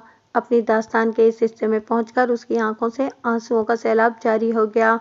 मैंने उसके कंधों को थपथपाते हुए कहा, कूबा, क्या तुम्हें यकीन है कि नवाब आबो को मेरी नज़र से देख रहा है? मैं अंधा नहीं हूँ जनाब, वो जख्मी लहजे में बोला। इस घर में जो हो रहा है और जो आगे होने वाला है सब मेरी आंखों के सामने है, लेकिन मैं अपने हालात के हाथों इस कदर बेबस और लाचार होकर रह गया हूँ कि किसी शय पर मेरा इख्तियार ही नहीं रहा। मुझे तो यहाँ तक भी शक है कि वो सांस संभार करने के लिए रुका और फिर पुरवसूक अंदाज में इजाफा करते हुए बोला कि आबो की पुरस्कार गुमशुदगी में भी इसी बज़ात नवाब ही का हाथ है। इसका ससुर हिकमत खान बहुत नेक और खुदा तरस इंसान था, ये इसकी जिद साबित हो रहा है। मौजूदा सूरत हाल में वो ऐसा सोचने पर हक बजानिब था। मैंने उसकी बात के इख्तिताम पर ठहरे हुए लहजे में पूछा, कूबा जी, तुम्हारा क्या ख्याल है? इन हालात के जिम्मेदार शख्स को कोई सजा तो मिलना ही चाहिए ना? उसने चौंक कर मेरी तरफ देखा और बोला, आपका इशारा नवाब की तरफ है ना? बिल्कुल, मैं इसी मुजरिम शख्स की बात कर रहा हूँ। ये भी कोई पूछने की बात है जनाब, वो जोश भरे अंदाज में बोला। अगर आप इस शैतान के खिलाफ कोई कानूनी कार्रवाई करेंगे तो मुझे बड़ी खुशी होगी और आपका ये एहसान मैं जिंदगी भर याद रखूंगा। मैं ज़रूर ये कार्रवाई करूंगा, मैंने गहरी संजीदगी से कहा, लेकिन इस सिलसिले में मुझे मेरा साथ तुम्हें देना होगा। मैं साथ दूंगा, वो बड़े अज़म से बोला। बताएं, क्या हुक्म है थानेदार साहब? मैं जो कर सकता हूँ, जिस काबिल रह गया हूँ, वो ज़रूर करूँगा। तुम्हें सिर्फ दयानतदारी से जबान चलाना होगी, मैंने बदस्तूर संजीदा लहजे में कहा, और मुझे यकीन है कि तुम ऐसा कर लोगे। मैं जबान चलाने का मतलब नहीं समझा, वो उलझन सदा नज़र से मुझे तकने लगा। मैंने वजाहत करते हुए कहा, मैं किसी तरह घेर घार कर नवाब की बीवी को तुम्हारे पास लाऊंगा और तुम्हें दिलशाद बानो को बताना होगा कि उसका शौहर तुम्हारे घर में कौन सा घिनौना खेल खेल रहा है। मुक गई जनाब, वो फैसलाकुन अंदाज में बोला। मैं इस काम के लिए तैयार हूँ। तो फिर समझ लो कि तुम्हारे अजियत के दिन खत्म हो गए, मैंने मजबूत लहजे में कहा और पूछा, नवाब अमूमन किस वक्त तुम्हारे घर में आता है? वो सूरज गुरूब होने के बाद ही इधर आता है, उसने जवाब दिया, और घंटा 2 घंटा गुजारने के बाद रात के अंधेरे ही में वापस चला जाता है। पहले तो वो हफ्ते में 1 आध बार ही आया करता था, लेकिन जब से आबो गुम हुई है इस मनूस ने हमदर्दी जताने के बहाने रोज ही आना शुरू कर दिया है और काफी देर के बाद वापस जाता है। बस तो फिर आज रात तुमको जहनी तौर पर तैयार रहना है, मैंने हतमी लहजे में कहा। जब नवाब और फरीदा अपने मामलात में मसरूफ होंगे तो मैं दिलशाद बानो के साथ यहाँ पहुँच जाऊंगा। तुम मेरी आवाज़ सुनते ही अपनी बीवी को बुरा भला कहना शुरू कर देना। इस मौके पर तुम्हें बावाज़ बुलंद अपने दिल का गुबार निकालना है। तुम्हें नहीं मालूम होगा कि दिलशाद बानो सब सुन रही है, लिहाजा तुम कोई कसर उठा ना रखना। बाकी के मामलात मैं खुद संभाल लूंगा। आप बेफिक्र हो जाएं थानेदार साहब, वो मुस्तहकम लहजे में बोला। आप मुझे गुबार निकालने का मौका फराहम कर रहे हैं तो मैं इंशाल्लाह आपको मायूस नहीं करूंगा। मैं बेफिक्र होकर उसके घर से उठाया। फरीदा थाने में बैठी मेरा इंतजार कर रही थी। एएसआई फाजिल ने उसे बातों में लगा रखा था। ये मैंने देख लिया था कि घर से वो अकेली ही फाजिली के साथ निकली थी। नवाब इस वक्त फरीदा के घर में मौजूद नहीं था। कूबा की जबानी मुझे पता चला था कि आजकल वो रात में इधर का चक्कर लगा रहा था और इस बात की तस्दीक फरीदा की पड़ोसन आसिया के इंकिशाफ से भी हुई थी। रात जब गुजरानवाला से वापसी पर मैं आसिया से मिलने गया था तो उसने मुझे बताया था कि नवाब इस वक्त फरीदा के घर में मौजूद था। मुझ पर नजर पड़ी तो वो बेताबी से बोली, थानेदार जी आप कहाँ चले गए थे? मैं कितनी देर से यहाँ बैठी आपका इंतजार कर रही हूँ। मैंने एएसआई को इशारा किया कि वो कमरे से बाहर चला जाए। ये सब इस सोचे समझे मंसूबे का हिस्सा था जो मैंने फाजिल के साथ मिलकर तैयार किया था। जब मैं और फरीदा कमरे में बाकी रह गए तो मैंने गंभीर लहजे में कहा, मैं तुम्हारी बेटी ही के सिलसिले में मारा मारा फिर रहा हूँ फरीदा बीबी। मुझे आपका बंदा बता तो रहा था कि आपने आबो का सुराग लगा लिया है। मेरे बंदे से उसकी मुराद फाजिल थी, मैंने बदस्तूर संजीदा लहजे में कहा। सिर्फ आबो ही का नहीं बल्कि मैंने दोनों का सुराग लगा लिया है। उसकी आंखों में हकीकी चमक पैदा हुई। फिर वो नफरत भरे लहजे में पूछ बैठी, वो बज़ात मेरी बच्ची को कहाँ ले गया है? गुजरात, मैंने आवाज़ धीमी रखते हुए पुरस्कार लहजे में कहा। रात तक मुझे ये भी पता चल जाएगा कि वो दोनों गुजरात के किस इलाके में मौजूद हैं। लेकिन फरीदा बीबी तुम्हें एक काम करना है। मैंने सवालिया अंदाज में जुमला अधूरा छोड़ा तो वो जल्दी से बोली, जी हुक्म करें। मैंने बदस्तूर धीमे लहजे में कहा, इस कामयाबी का किसी को पता नहीं चलना चाहिए, खेल बिगड़ भी सकता है। मैंने अभी थाने में भी किसी को नहीं बताया। और ये आपका बंदा, उसका इशारा फाजिल की जानिब था, ये मेरे भरोसे का है। मैंने उसकी बात पूरी होने से पहले ही कह दिया, नवाब साहब भी तो मेरे लिए भरोसे के बंदे हैं। वो जल्दी से बोली, क्या मैं इन्हें इस राज में शरीक कर सकती हूँ? उसने मेरे बिछाए हुए जाल में खुद ही कदम रख दिया तो मैंने इस बात में सर हिलाते हुए कहा, जरूर, क्यों नहीं। नवाब साहब तो तुम्हारे सच्चे खैर खां हैं, लेकिन इन्हें ताकीद कर देना कि इस बात को भी अभी आगे न बढ़ाएं। मैं आज रात को तुम्हारे घर आ रहा हूँ ठीक 7 बजे। क्यों? बेसाख्ता उसके मुंह से निकला। खैरियत तो है ना जी? 6 साढ़े 6 बजे तक मुझे गुजरात की तरफ से पक्की इतलात मिल जाएंगी, मैंने पुरसोच अंदाज में कहा। मैं इस हसास मामले पर यहाँ थाने में तुमसे बात नहीं करना चाहता, इसलिए घर पर आ रहा हूँ। तुम नवाब साहब को भी अपने घर पर बुला लो। मैं इनकी मुशावरत से गुजरात के छापे का प्रोग्राम तरतीब देना चाहता हूँ। मैंने लम्हाती तवक्कुफ करके एक गहरी सांस खारिज की, फिर इजाफा करते हुए कहा, क्या तुम नवाब साहब को ठीक 7 बजे अपने घर बुला सकती हो? क्यों नहीं जनाब, वो बड़े एतमाद से बोली। ये कौन सी मुश्किल बात है? शाम को तो वो वैसे ही मेरे घर आएंगे। जब से आबो गुम हुई है वो रोज़ाना शाम को मेरे घर आते हैं और काफ़ी देर तक मेरी दिलजोई करते रहते हैं। वो मुझे तसल्लियाँ देते हैं कि मैं आपदा के बारे में ज़्यादा परेशान ना हूँ, वो जल्द ही मिल जाएगी। इस वक्त नवाब साहब कहाँ होंगे? उसके खामोश होने पर मैंने पूछा। वो मंडी में होंगे, उसने जवाब दिया। सब्जी मंडी में ज़्यादातर काम तो सुबह में होता है, लेकिन नवाब साहब शाम तक उधर ही रुकते हैं।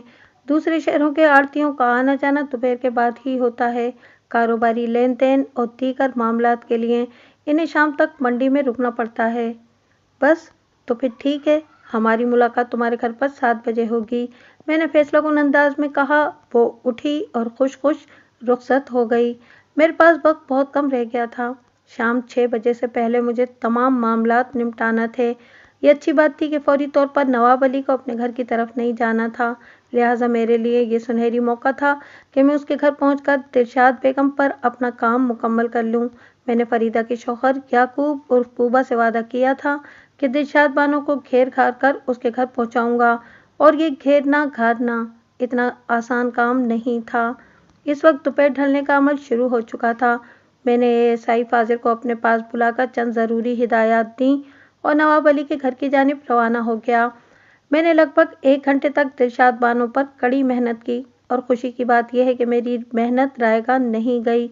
उसे अपने शौहर के हवाले से पहले ही सुनगुन तो मिल गई थी, लेकिन चूंकि उसके हाथ में कोई सबूत नहीं था, इसलिए वो किसी सख्त एक्शन से बाज रही थी।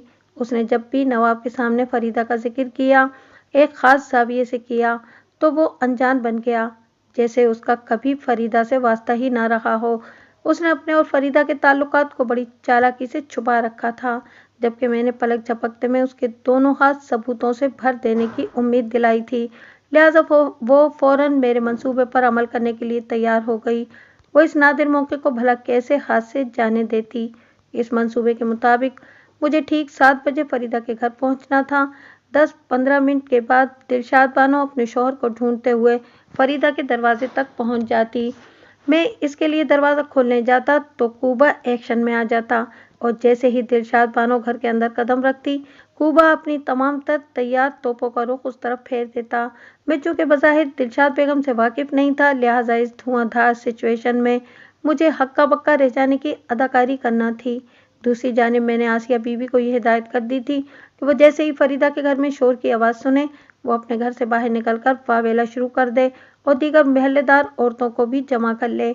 इसके एहतजाज का मौक़िफ़ यह होना चाहिए कि फरीदा को महल्ला बदर करके वहाँ के माहौल को साफ सुथरा बनाया जाए।